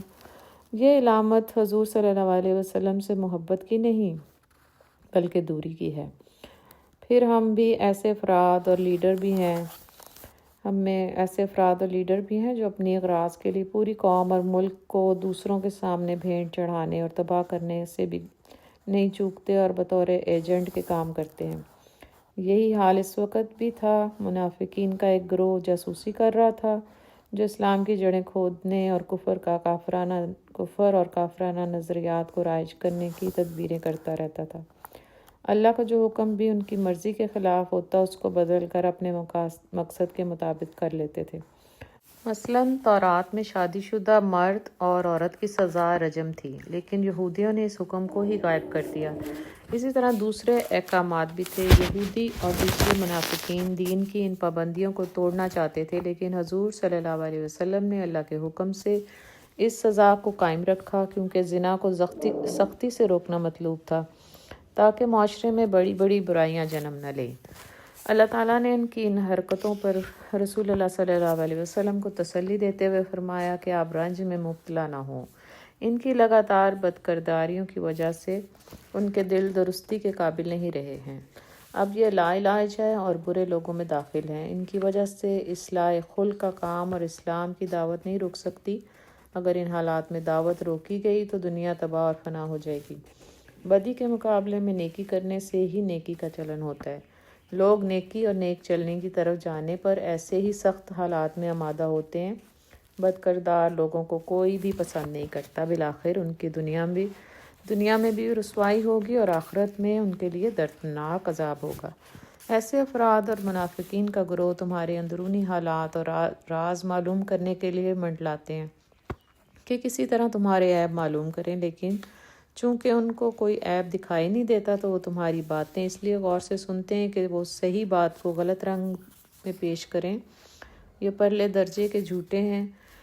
اس کے علاوہ ان کو حرام خوری کی چاٹ لگی ہوئی ہے، دوسروں کے حق مارتے ہیں، مفلسوں اور ضرورت مندوں کی حاجت سے فائدہ اٹھا کر ان سے سود، رشوت اور بیگار لیتے ہیں، ان سے ناجائز فوائد اٹھاتے ہیں۔ ایسے افراد حضور صلی اللہ علیہ وسلم کے پاس اپنے مقدمے لاتے تھے۔ اللہ نے فرمایا کہ آپ کو اختیار ہے کہ ان کا مقدمہ سن کر ان میں فیصلہ کر دیں، لیکن فیصلہ حق اور انصاف کا کریں، چاہے ان کو ناگوار ہی کیوں نہ گزرے۔ یہ فیصلہ صرف اللہ کی خوشنودی کے پیش نظر ہونا چاہیے۔ یہودی فی الحقیقت آپ سے کوئی فیصلہ کروانے نہیں آتے تھے، بلکہ اس میں ان کا کوئی درپردہ مطلب ہوتا تھا۔ اگر تورات میں جرم کی سزا سخت ہوتی تو اس سے بچنے کے لیے یہ مقدمہ حضور صلی اللہ علیہ وسلم کے پاس لے جاتے۔ ان کا خیال تھا کہ یہ نبی امی ہے، اس کو تورات کا حال کیا معلوم، اور ویسے بھی رحم دل ہیں، شاید ہلکی سزا کا فیصلہ کر دیں۔ اس طرح وہ دنیا کو یہ باور کرا لیں کہ تورات میں تو سخت سزا ہی نہیں تورات میں تو سخت سزا ہی نہیں، اس لیے اس نبی کے فیصلے کے مطابق ہلکی سزا ملنی چاہیے۔ آخر میں اللہ نے فرمایا کہ یہ کس منہ سے آپ سے فیصلہ لینا چاہتے ہیں، حالانکہ تورات میں اس بارے میں صاف حکم ہے۔ اس پر عمل نہ کرنے کے آخر کیا معنی ہیں؟ دراصل بات یہ ہے کہ یہ لوگ ایمان سے محروم ہیں، نہ ان کا ایمان تورات پر ہے نہ قرآن پر۔ انہوں نے دین کو کھیل تماشا بنا رکھا ہے۔ یہی حال آج ہمارے معاشرے کا ہے، ہر طبقے میں، خواہ عوام کا ہو یا علماء کا یا لیڈروں کا، اس میں ایسی بہت سی گندی مچھلیاں ہیں جن کا طریقہ کار بالکل یہودیوں جیسا ہے۔ اللہ ہمیں ایسے طریقوں سے بچا لے۔ آیت نمبر 44، اِنَّا أَنزَلْنَا التَّوْرَاةَ فِيهَا هُدًى وَنُورٌ يَحْكُمُ بِهَا نَبِيُّونَ الَّذِينَ أَسْلَمُوا لِلَّذِينَ حَادُوا وَالرَّبَّانِيُّونَ وَالْأَحْبَارُ بِمَا اسْتَحْفِظُوا مِنْ كِتَابِ اللَّهِ وَكَانُوا عَلَيْهِ شُهَدَاءَ فَلَا تَخْشَوُا النَّاسَ وَاخْشَوْنِي وَلَا تَشْتَرُوا بِآيَاتِي ثَمَنًا قَلِيلًا وَمَن لَّمْ يَحْكُم بِمَا أَنزَلَ اللَّهُ فَأُولَٰئِكَ هُمُ الْكَافِرُونَ۔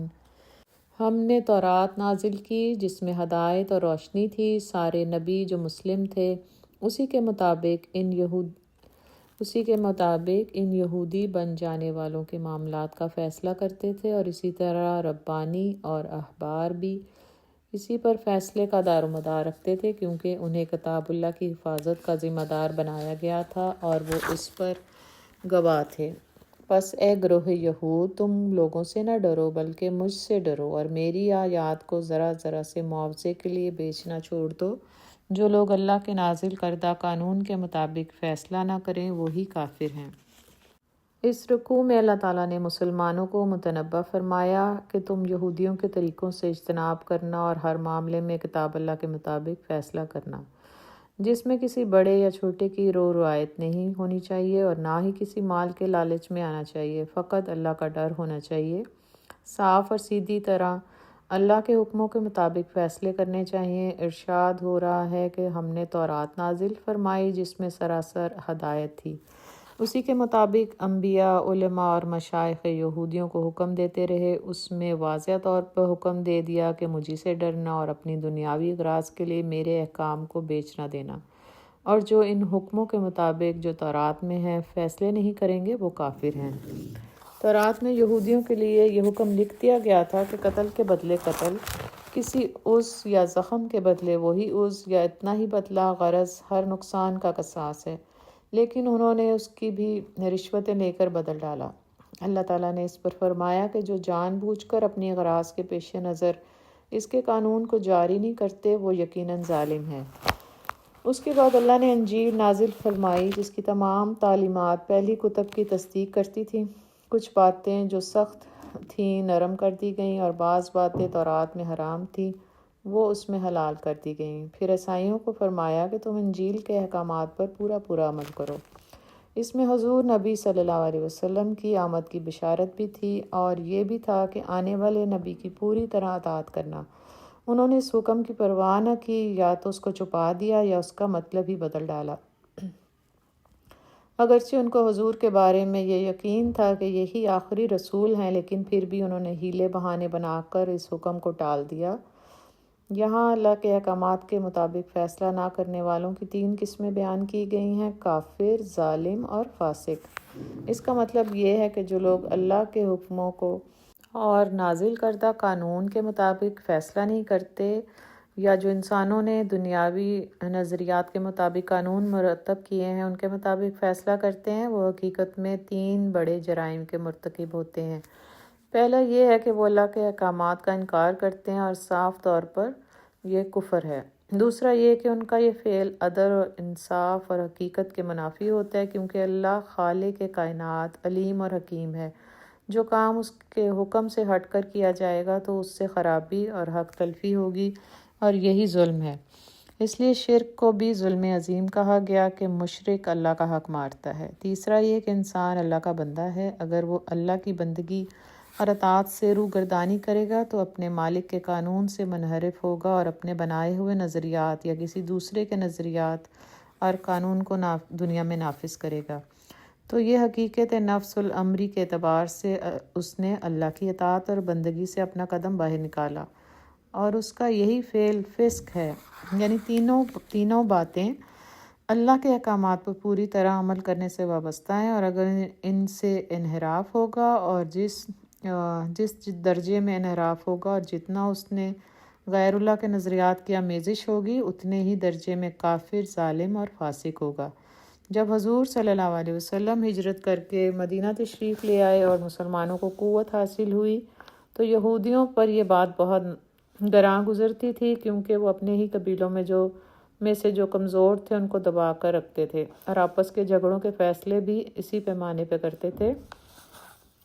بنو نذیر کا بنو قریظہ سے جو کمزور قبیلہ تھا جھگڑا تھا، وہ حضرت کے پاس آئے کہ اگر آپ ہمارے یعنی بنو نذیر کے حق میں بنو قریظہ کے خلاف فیصلہ کر دیں تو ہم آپ پر ایمان لے آئیں گے، اور ہمارے زیر اثر اور بھی بہت سے لوگ مسلمان ہو جائیں گے۔ حضور صلی اللہ علیہ وسلم نے فرمایا، میں حق اور انصاف کے مطابق فیصلہ کروں گا۔ مجھے ایسے مسلمان نہیں چاہیے جو اپنی دنیاوی غرض کے لیے مسلمان بنتے ہیں۔ یہ آیات بھی ایسے ہی موقع پر نازل ہوئی تھیں۔ یہاں اللہ نے حضور کو تاکید فرمائی کہ یہودیوں یا نصارہ یا کوئی اور جو کوئی بھی مقدمہ آپ کے پاس لائیں، اس کا ان میں فیصلہ حق اور انصاف کے ساتھ کریں اور کسی کی خواہشات کی پیروی نہ کریں۔ آیت نمبر 48 کے آخر میں فرمایا کہ ہر امت کے لیے اس کے حالات اور تقاضوں کے مطابق ایک شریعت اور قانون بنایا گیا اور ہدایت کر دی گئی ہے کہ اس پر عمل سے ہی فلاح اور نجات ہے۔ پھر ان کو ایک مدت کے لیے مہلت عمل دے دی گئی، کیونکہ اللہ دیکھنا چاہتا تھا کہ کون ان میں سیدھے راستے پہ چلتا ہے۔ یہ بھی ممکن تھا کہ سب کو ایک ہی شریعت اور قانون دے کر ایک امت بنا دیا جاتا، لیکن ایسا اس لیے نہیں ہوا تاکہ اللہ تعالیٰ لوگوں کی آزمائش کرے۔ جو لوگ حقیقت شناس ہیں وہ سمجھ جاتے ہیں کہ اصل میں دین کی روح کیا ہے اور دین میں شرع کا مقام کیا ہے۔ چنانچہ اصل کے اعتبار سے دین سب کا ایک ہی ہے، شرع الگ الگ رہیں، لیکن مذاہب کے علمبرداروں نے اصل دین فراموش کر کے محض شرع اور منہاج کے اختلافات پر گروہ بندیاں قائم کر دیں اور ایک دوسرے کے دشمن ہو گئے۔ یہاں تمام مذاہب کے لوگوں کو دعوت دی گئی ہے کہ جو سیدھے راستے پر آنا چاہتے ہیں ان کے لیے ضروری ہے کہ وہ اصل اور سچی باتوں کی طرف لپکیں اور ایمان لے آئیں۔ یہ دنیا ایک امتحان گاہ ہے، بالآخر سب نے اللہ کے حضور جمع ہونا ہے۔ وہ ان سب راستوں کی حقیقت اور ان کا انجام ظاہر کر دے گا۔ حضور صلی اللہ علیہ وسلم سے ارشاد ہو رہا ہے کہ یہ مختلف گروہ آپ کے پاس اپنے فیصلے کرانے کے لیے آئیں گے۔ آپ حق اور انصاف کے مطابق فیصلہ کریں اور ان کی خواہشات کی پیروی نہ کریں۔ یہ لوگ اپنی بات کے خلاف فیصلہ دیکھ کر آپ کو چھوڑ کر چل دیں گے، تو آپ جان لیں کہ ان کی شامت نے ان کو دھکا دیا۔ انہیں عنقریب ان کے گناہوں کی سزا مل کر رہے گی۔ یہ لوگ جاہلیت کا فیصلہ چاہتے ہیں۔ ایمان اور یقین رکھنے والوں کے لیے اللہ کے حکم سے بڑھ کر کسی کا حکم نہیں ہو سکتا۔ آیت نمبر 51، یا ایھا الذین آمنوا لا تتخذوا الیہود والنصارى اولیاء بعضهم اولیاء بعض ومن یتولہم منکم فإنہ منہم ان اللہ لا یہدی القوم الظالمین۔ اے لوگو جو ایمان لائے ہو، یہودیوں اور عیسائیوں کو اپنا رفیق نہ بناؤ، یہ آپس ہی میں ایک دوسرے کے رفیق ہیں، اور اگر تم میں سے کوئی ان کو اپنا رفیق بناتا ہے تو اس کا شمار بھی انہی میں ہے۔ یقیناً اللہ ظالموں کو اپنی رہنمائی سے محروم کر دیتا ہے۔ اس رکوع میں مسلمانوں کو متنبہ کیا جا رہا ہے کہ یہود اور نصارہ کو اپنا دوست نہ بناؤ، اور جو کوئی ان کو اپنا دوست بنائے گا وہ انہی میں سے ہوگا۔ جو منافق ہیں ان کو اس بات کا خوف ہے کہ اگر آپ یہود و نصارہ سے بگاڑ پیدا کر لیں گے تو کل کو اگر ان کا پلہ بھاری رہا تو کیا ہوگا۔ اس کی بجائے اگر وہ اس طرح سوچتے کہ اگر اسلام غالب آ گیا اور اس کی فتح کے بعد ان کا سارا پول کھل گیا تو پھر وہ کہاں جائیں گے۔ منافقین اگر اسلام کو چھوڑ کر مرتد ہونا چاہتے ہیں تو ہو جائیں، اللہ کو ان کی کوئی پرواہ نہیں۔ وہ ایسے کمزور ایمان والے منافقوں کا محتاج نہیں۔ اللہ بہت جلد مسلمانوں کو ان پر فتح اور غلبہ دینے والا ہے، اس وقت یہ پچھتائیں گے۔ اللہ اسلام کی حمایت کے لیے ایسے لوگوں کو کھڑا کر دے گا جس سے اللہ محبت کرے گا اور وہ اللہ سے محبت کریں گے۔ ایسے اہل ایمان کی شان و صفت یہ ہے کہ مسلمانوں کے حق میں نرم خو اور دشمنوں کے مقابلے میں نہایت سخت اور زبردست استقلال کے مجسمے ہوتے ہیں۔ اللہ کی راہ میں جان لڑانے والے کسی ملامت کرنے والے کی پرواہ نہ کریں۔ اللہ جسے چاہتا ہے دین حق کی سعادت نصیب فرما دیتا ہے۔ اللہ خود اپنے دین کا محافظ ہے۔ مسلمانوں، اللہ تمہارا دوست و مددگار ہے، اللہ کا رسول بھی، اور جو نماز قائم کرتے ہیں، زکوٰۃ دیتے ہیں اور اللہ کی مدد پر ہی بھروسہ رکھتے ہیں۔ مسلمانوں، جو اللہ اور اس کے رسول اور مومنوں کو اپنا مددگار اور رفیق بنائے گا تو یہ جماعت حزب اللہ ایسی جماعت ہے جو کبھی بھی انسانوں سے مغلوب نہیں ہوگی۔ آیت نمبر 57 سے 66۔ گزشتہ رکوع میں یہ حکم دیا گیا تھا کہ یہود و نصارہ کو دوست نہ بناؤ۔ اس رکوع کی ابتدائی 2 آیات میں بھی یہی حکم دیا گیا ہے، لیکن قدر اضافے کے ساتھ، کیونکہ دوسرے کافروں اور مشرکین کو بھی اس میں شامل کیا گیا۔ کیونکہ دونوں گروہوں کی اصل ایک ہی ہے، وہ اللہ کے دین کا مذاق اڑاتے ہیں، اور جب اذان ہوتی ہے تو اس کی پھپتی اڑاتے ہیں جس میں اللہ کی کبریائی اور توحید کا اعلان ہے، اللہ کی عبادت کا بلاوا ہے۔ وہ اس وجہ سے یہ کر رہے ہیں کہ وہ سلیم الفطرت انسان جیسی عقل سے عاری ہیں۔ وہ جہالت اور نادانی میں مبتلا ہیں، حالانکہ بظاہر اذان یا نماز میں کوئی ایسی بات نہیں جس کا مذاق اڑایا جائے۔ پھر فرمایا، ان سے پوچھو کہ تمہیں ہم میں کیا برائی نظر آتی ہے، تمہیں ہم سے کیوں عداوت ہے؟ ہم تو اللہ واحد پر ایمان لائے ہیں اور ان تمام کتابوں پر جو تمہاری طرف نازل ہوئی ہیں، اور اس پر بھی جو ہماری طرف نازل ہوئی ہے، یعنی قرآن پاک پر ایمان لائے ہیں۔ دوسری طرف ان مذاق اڑانے والوں کا یہ حال ہے کہ نہ تو سچے توحید پر ہیں اور نہ ہی سب انبیاء کی تصدیق و تکریم کرتے ہیں، بلکہ ان میں سے اکثر فاسق اور فاجر ہیں۔ آیت نمبر 60 میں ایک اور دلیل بیان کی جا رہی ہے کہ تمام مسلمانوں کی طرف سے حضور صلی اللہ علیہ وسلم جواب دے رہے ہیں کہ انہیں کوئی ضد اور دشمنی ہے۔ دراصل یہ ایک ایسا گروہ ہے جس کا انجام اللہ کے ہاں فاسقوں سے بھی بدتر ہے، جس پر اللہ نے لعنت کی اور جس پر اللہ نے غضب کیا، جن میں سے گزشتہ زمانے میں بعض کو بندر اور سور بنا دیا گیا۔ جس گروہ کی تاریخ ایسی ہے، دراصل وہی انسانیت کے درجے سے گرا ہوا ہے اور وہی قابل نفرت ہے اور سیدھی راہ سے بہت دور۔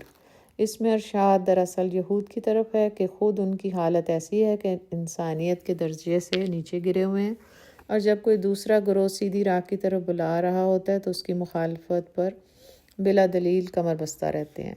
پھر ان یہودیوں کے کردار پر پردہ کشائی کی گئی، جو حضور صلی اللہ علیہ وسلم اور مسلمانوں کے سامنے تو اقرار ایمان کرتے تھے، مگر حقیقت میں ان کے دلوں میں کفر ہی ہوتا تھا۔ وہ اپنی دانست میں مسلمانوں کو بے وقوف بنا رہے تھے، لیکن یہ نہ جانتے تھے کہ عالم الغیب سے اپنی حرکات کو پوشیدہ نہیں رکھ سکتے۔ وہ مسلمانوں پر تمسخر کرتے تھے، حالانکہ ان کی اپنی حرکات ایسی تھی کہ تمام جہان ان کے اعمال پر ہنس رہا تھا۔ ان کے عوام اور علماء بڑی تیزی سے ہر قسم کے گناہوں کی طرف لپکتے تھے۔ سود، رشوت، چور بازاری، خیانت، حرام خوری، جھوٹ پر اپنے سب معاملات کا انحصار کرنا وغیرہ ان کا مرغوب مشغلہ تھا۔ اسی طرح ان کے علماء مشائخ کا حال یہ تھا کہ وہ عوام کو ایسی منکرات سے منع نہیں کرتے تھے، بلکہ وہ خود بھی ایسی حرکات میں مبتلا تھے۔ تھوڑے سے لالچ کی بنا پر دین میں تحریف کرنے سے باز نہیں آتے تھے۔ ان علماء کی مداہنت اور برائیوں پر سکوت ایسی بری بات تھی کہ پوری قوم فلاح کی راہ سے دور جا چکی تھی۔ یہی حال آج امت مسلمہ کا بھی ہو چکا ہے۔ عوام، لیڈر، علماء، قوم نے یہود و نصارہ کا طرز عمل اختیار کر رکھا ہے۔ اللہ ہمیں بچا لے۔ آگے آیت نمبر 64 میں یہود کی ایک اور گستاخی کی نشاندہی کی گئی۔ اسلام کی عبادات و شعار یعنی اذان اور نماز پر تمسخر تو درکنار، وہ اللہ تعالیٰ کی شان میں بھی ید اللہ مغلولۃ اور ان اللہ فقیر ونحن اغنیاء جیسے کفر کے کلمات بکتے تھے۔ یہ اس وجہ سے تھا کہ جب وہ اپنی آمدنی کم دیکھتے تو بجائے اپنی سیاہ کاریوں پر ندامت محسوس کرنے کے جناب حق جل شانہ پر الزام لگاتے تھے کہ اس نے اپنی مخلوق کو رزق دینے میں کمی کر دی ہے یا کنجوسی شروع کر دی ہے۔ یا جب ان کو کہا جاتا تھا کہ اللہ کی راہ میں مال خرچ کرو، صدقہ دو، زکوٰۃ دو اور خیرات کرو، تو اس خیرات کو وہ یوں سمجھو کہ گویا اللہ کا قرض دیا ہے، وہ اس کے بدلے میں تمہیں کئی گنا زیادہ دے گا۔ تو انہوں نے یہ کہنا شروع کر دیا کہ کیا اللہ فقیر ہے اور ہم مالدار ہیں؟ جبھی تو ہم سے مال مانگتا جا رہا ہے۔ اس سے یہ معلوم ہوتا ہے کہ مسلمانوں کو ترقی کرتے اور بڑھتے دیکھ کر اور اپنی حالت کو دن بدن گرتا دیکھ کر وہ بیہودہ باتیں کرنے لگے تھے۔ اصل بات یہ ہے کہ یہی لوگ بخیل ہیں۔ اللہ تعالیٰ کے دونوں ہاتھ کھلے ہوئے ہیں، ایک رحمت کا اور ایک غضب کا۔ تمہارے بزرگ اپنی اطاعت اور پرہیزگاری کی بنا پر رحمت کے ہاتھ کے نیچے ہیں، اور تم اپنی نافرمانی اور سرکشی کی بنا پر مغضوب ہو اور اللہ کی لعنتیں سمیٹ رہے ہو۔ ان کے ایک اور کردار کے بارے میں بھی یہاں تذکرہ ہو رہا ہے کہ یہ ہر وقت لڑائی کی دھن میں رہتے ہیں کہ مسلمانوں سے لڑیں، لیکن اللہ ان کے ان مکروں کو خوب جانتا ہے۔ اس نے ان کے درمیان آپس میں پھوٹ اور دشمنی ڈال دی۔ یہ لوگ قیامت تک آپس میں ایک دوسرے کے دشمن رہیں گے۔ مسلمانوں کے خلاف ان کے منصوبے خاک میں مل جائیں گے۔ جب بھی یہ کوئی فتنہ برپا کریں گے، اللہ خود اس کو دبا دے گا۔ جب کبھی لڑائی کی آگ بھڑکائیں گے، اللہ خود اس کو بجھا دے گا۔ ان کا ہمیشہ سے یہ مشغلہ بن چکا ہے کہ دنیا میں فتنہ و فساد کی آگ بھڑکاتے رہتے ہیں اور امن اور سلامتی کے دشمن ہیں۔ لیکن تاریخ گواہ ہے کہ جب بھی مسلمانوں نے اتحاد اور فرما برداری کو اپنی زندگی کا شیوا بنایا، مسلمانوں کے خلاف اہل کتاب کے تمام ہتھ کنڈے ناکام رہے۔ ان کی کوششوں کے برعکس اللہ تعالیٰ نے مسلمانوں کو ہی عروج دیا۔ آج اگر مسلمان یہود اور نصارہ کے کردار کے حامل بن جائیں تو اللہ کی نصرت اور تائید کیسے آ سکتی ہے؟ آخری دو آیات میں اللہ کے فضل کا ذکر ہے کہ کاش یہ لوگ اپنا رویہ تبدیل کر لیں، کفر اور سرکشی کی جگہ ایمان لے آئیں تو اللہ کی رحمت سے محروم نہیں رہیں گے۔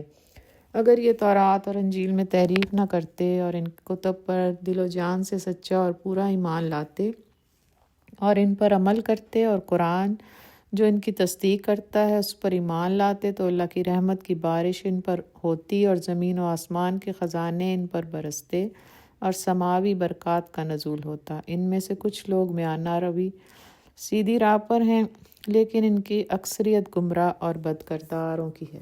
آیت نمبر 67، یا ایھا الرسول بلغ ما انزل الیک من ربک وَإِن لَّمْ تَفْعَلْ فَمَا بَلَغْتَ رِسَالَتَهُ وَاللَّهُ يَعْصِمُكَ مِنَ النَّاسِ إِنَّ اللَّهَ لَا يَهْدِي الْقَوْمَ الْكَافِرِينَ۔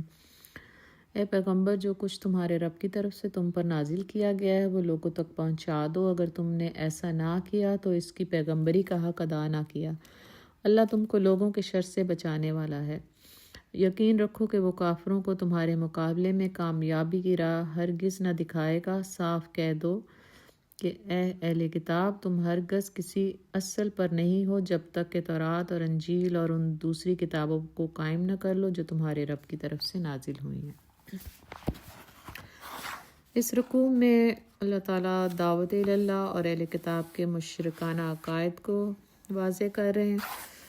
آیت نمبر 67 میں اس وقت کے سخت ترین آزمائش اور ابتلا کے حالات میں اللہ کی طرف سے حضور صلی اللہ علیہ وسلم کو ارشاد ہو رہا ہے کہ تمہارے رب کی طرف سے جو کچھ نازل ہوا اس کو پورا لوگوں تک پہنچا دو، زبانی بھی اور عمل سے بھی۔ اگر دعوت اللہ کا یہ کام نہ ہو سکا تو کیا کہا جائے گا کہ یہ فریضہ پیغام حق ادا نہ ہو سکا؟ اس میں اللہ نے مخالفین کی سخت ترین مزاحمت کے مقابلے میں حضور صلی اللہ علیہ وسلم کی حفاظت کا ذمہ لے لیا۔ چنانچہ دشمنوں کی ہزارہا قسم کی ریشہ دانیوں کے باوجود حضور صلی اللہ علیہ وسلم کو کوئی نقصان نہیں پہنچا۔ اس سے قبل حضرت عباس رضی اللہ، حضرت زبیر اور دیگر صحابہ کرام باری باری پہرا دیتے تھے۔ پھر جب یہ آیات نازل ہوئیں تو آپ نے فرمایا کہ تم سب گھروں کو رخصت ہو جاؤ، اس لیے کہ اللہ نے میری حفاظت کا ذمہ لے لیا ہے۔ حضور صلی اللہ علیہ وسلم کی ہجرت اور اس سے قبل اور ما بعد کے حالات اس بات کے شاہد ہے کہ اللہ نے آپ کی کس طرح حفاظت کی۔ یہ واقعات آپ صلی اللہ علیہ وسلم کی رسالت کے اللہ کی جانب سے ہونے اور اسلام کی دلیلیں ہیں، لیکن ازلی کافر کبھی بھی اسلام کی ہدایت نہ پائیں گے۔ اس آیت میں مسلمانوں کے لیے یہ حکم ملتا ہے کہ وہ فریضہ رسالت کی ادائیگی کے لیے اپنے آپ کو نمونہ بنا کر دنیا کے سامنے پیش کرے اور انسانوں کو حق کی دعوت دیں۔ اگر وہ ایسا نہ کریں گے تو وہ دو طرح کے مجرم ہیں، ایک یہ کہ وہ خود عمل نہیں کیا کرتے، اور دوسرا یہ کہ تبلیغ کا حق ادا نہیں کرتے۔ کیونکہ حضور صلی اللہ علیہ وسلم نے حجۃ الوداع کے موقع پر ہزاروں انسانوں کے مجمع میں اس بات کی گواہی لے لی تھی کہ آپ صلی اللہ علیہ وسلم نے اس فریضے کی ادائیگی کر دی۔ اے اللہ، تو گواہ ہے، میں نے تیری امانت لوگوں تک پہنچا دی۔ اب امت کا فریضہ ہے کہ اس پیغام کو تمام انسانوں تک پہنچا دیں۔ آیت نمبر 68 میں اہل کتاب کو مخاطب کیا گیا اور کہا گیا ہے کہ جب تم تورات اور انجیل جو اللہ کی نازل کردہ کتابیں ہیں ان کے احکام پر نہ چلو گے، اس وقت تک تم راہ ہدایت نہیں پا سکتے۔ یہاں یہ نہیں کہا گیا کہ تم ان کتب کو چھوڑ دو، بلکہ یہ کہا کہ نوشتۂ الہی پر عمل کرو۔ یہ قرآن بھی یہی حکم دیتا ہے جو گزشتہ تمام کتب آسمانی کی تعلیمات کا خلاصہ ہے۔ یہود و نصارہ کا یہ فرض تھا کہ وہ اپنی ہی باتوں کو ہاتھوں ہاتھ لیتے، لیکن انہوں نے اس کے برخلاف عمل کیا اور ضد سے مخالفت شروع کر دی اور گمراہی میں دور تک نکل گئے۔ سوائے حق پسندوں کے باقی کفر و شعار ہیں جن پر افسوس نہ کرو، کیونکہ یہ ضدی لوگ ہمدردی کے مستحق نہیں۔ آگے آیات 69 میں فرمایا کہ مسلمان، یہودی، عیسائی، نصارہ یا کوئی اور، وہ محض ان ناموں کی وجہ سے یا رنگ و نسل اور وطن کی وجہ سے اخروی زندگی میں نجات حاصل نہیں کر سکتے۔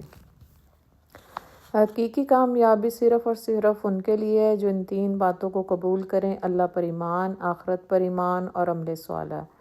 ایسے ہی گروہ نجات پائے گا۔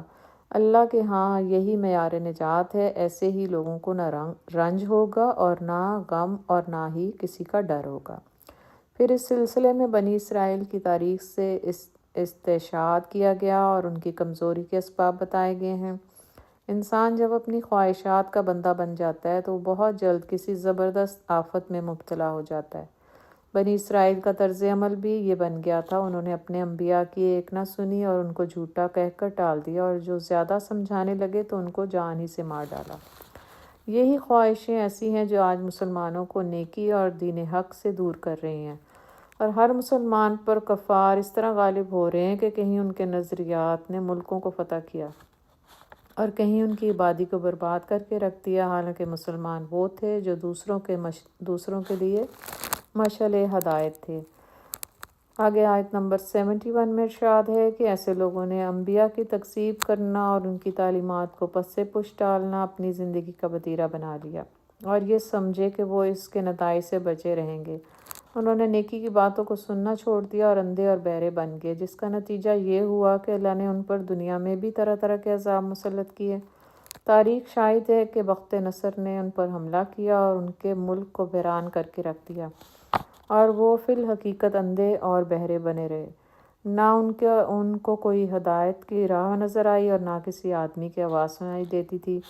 پھر اللہ نے ان کی حالت پر رحم کیا اور توبہ قبول کی اور بخت نصر کی قید و ذلت سے ان کو نجات دلائی۔ پھر ان کی نسلوں نے وہی رویہ اختیار کیا اور خواہشات کے بندے بن گئے اور اللہ کی نشانیوں سے آنکھیں بند کر لیں اور اللہ کی نازل کردہ تعلیمات سے روگردانی کی۔ پھر حضرت عیسیٰ علیہ السلام کے بعد 70ویں عیسوی میں رومیوں سے لے کر ہٹلر تک یہود کے ساتھ جو کچھ ہوا اس پر تاریخ شاہد ہے۔ آیت نمبر 72-73 میں عیسائیوں کے عقائد کی تردید کر دی گئی جو حضرت عیسیٰ کو خدا کہتے تھے، نیز الوہیت کے 3 جز باپ، بیٹا اور روح القدس شمار کرتے، ان سب کی تردید کی گئی ہے۔ عقیدہ ثلیث غلط عقیدہ ہے، ان کو اس سے باز رہنے کی تلقین کی گئی۔ فرمایا کہ اللہ ایک ہے، اس کی ذات و صفات میں کوئی شریک نہیں، وہ صرف اللہ کے نیک بندے ہیں جو اللہ کا پیغام لے کر تمہاری طرف آئے۔ تم اللہ کی بندگی اختیار کرو، میرا اور تمہارا رب اللہ ہے، اس میں کسی قسم کے شک کی گنجائش نہیں۔ جو اللہ کے ساتھ کسی کو شریک کرے گا اس کے لیے دوزخ ہے اور جنت کا دروازہ بند ہے۔ حقیقت یہ ہے کہ ایسی ظالمانہ باتیں کرنے والوں کا کوئی مددگار نہیں ہوگا۔ آگے فرمایا کہ اللہ توبہ کرنے والوں کو بخش دے گا، اس کی رحمتوں کے دروازے ہر وقت کھلے ہیں۔ پرانے مجرم بھی توبہ سے اصلاح کر لیتے ہیں، نہ صرف وہ معاف کرتا ہے بلکہ وہ اپنی رحمت میں داخل کر لیتا ہے۔ آیت نمبر 75 میں الوہیت مسیح کے ابطال کی دوسری دلیل بیان کی جا رہی ہے۔ حضرت مسیح علیہ السلام کا درجہ ایک رسول سے بڑھ کر نہیں، اور ان کی ماں ایک سچی پاک دامن عورت تھیں۔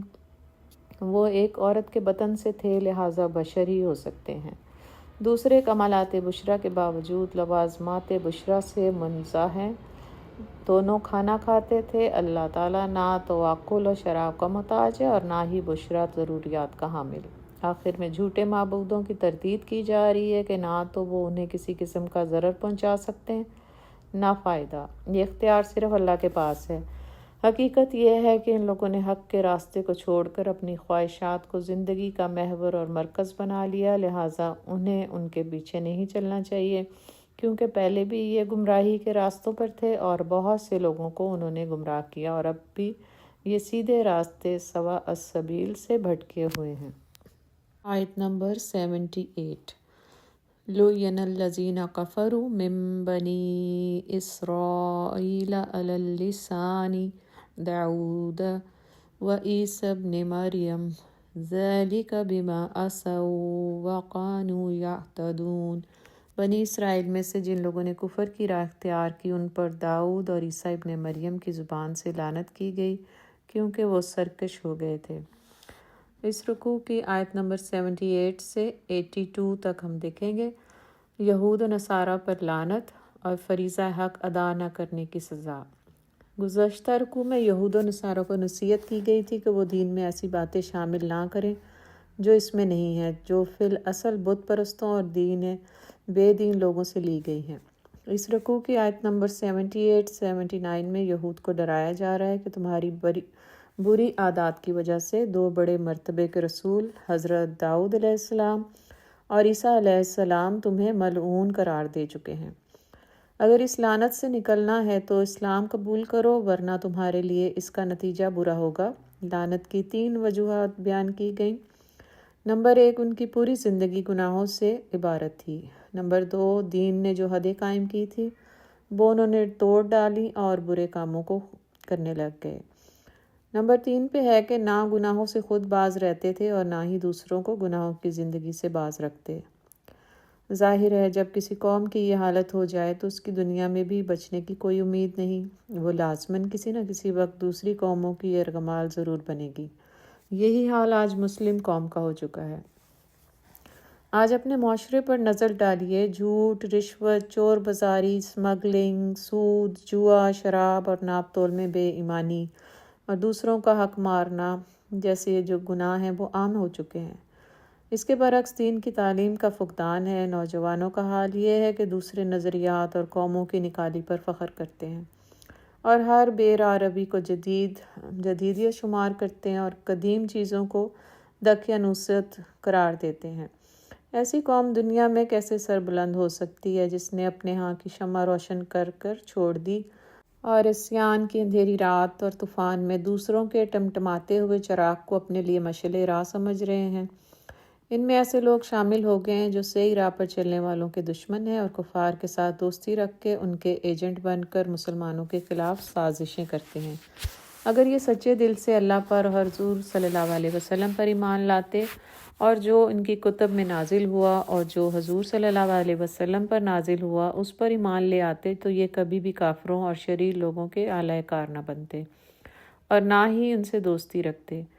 آگے آیت نمبر 82 اللہ تعالیٰ فرما رہے ہیں کہ اللہ نے غیر مسلموں کا موازنہ کر کے بتایا ہے کہ کون سی قومیں تمہاری دشمن ہیں اور کون سے تمہارے نزدیک ہیں۔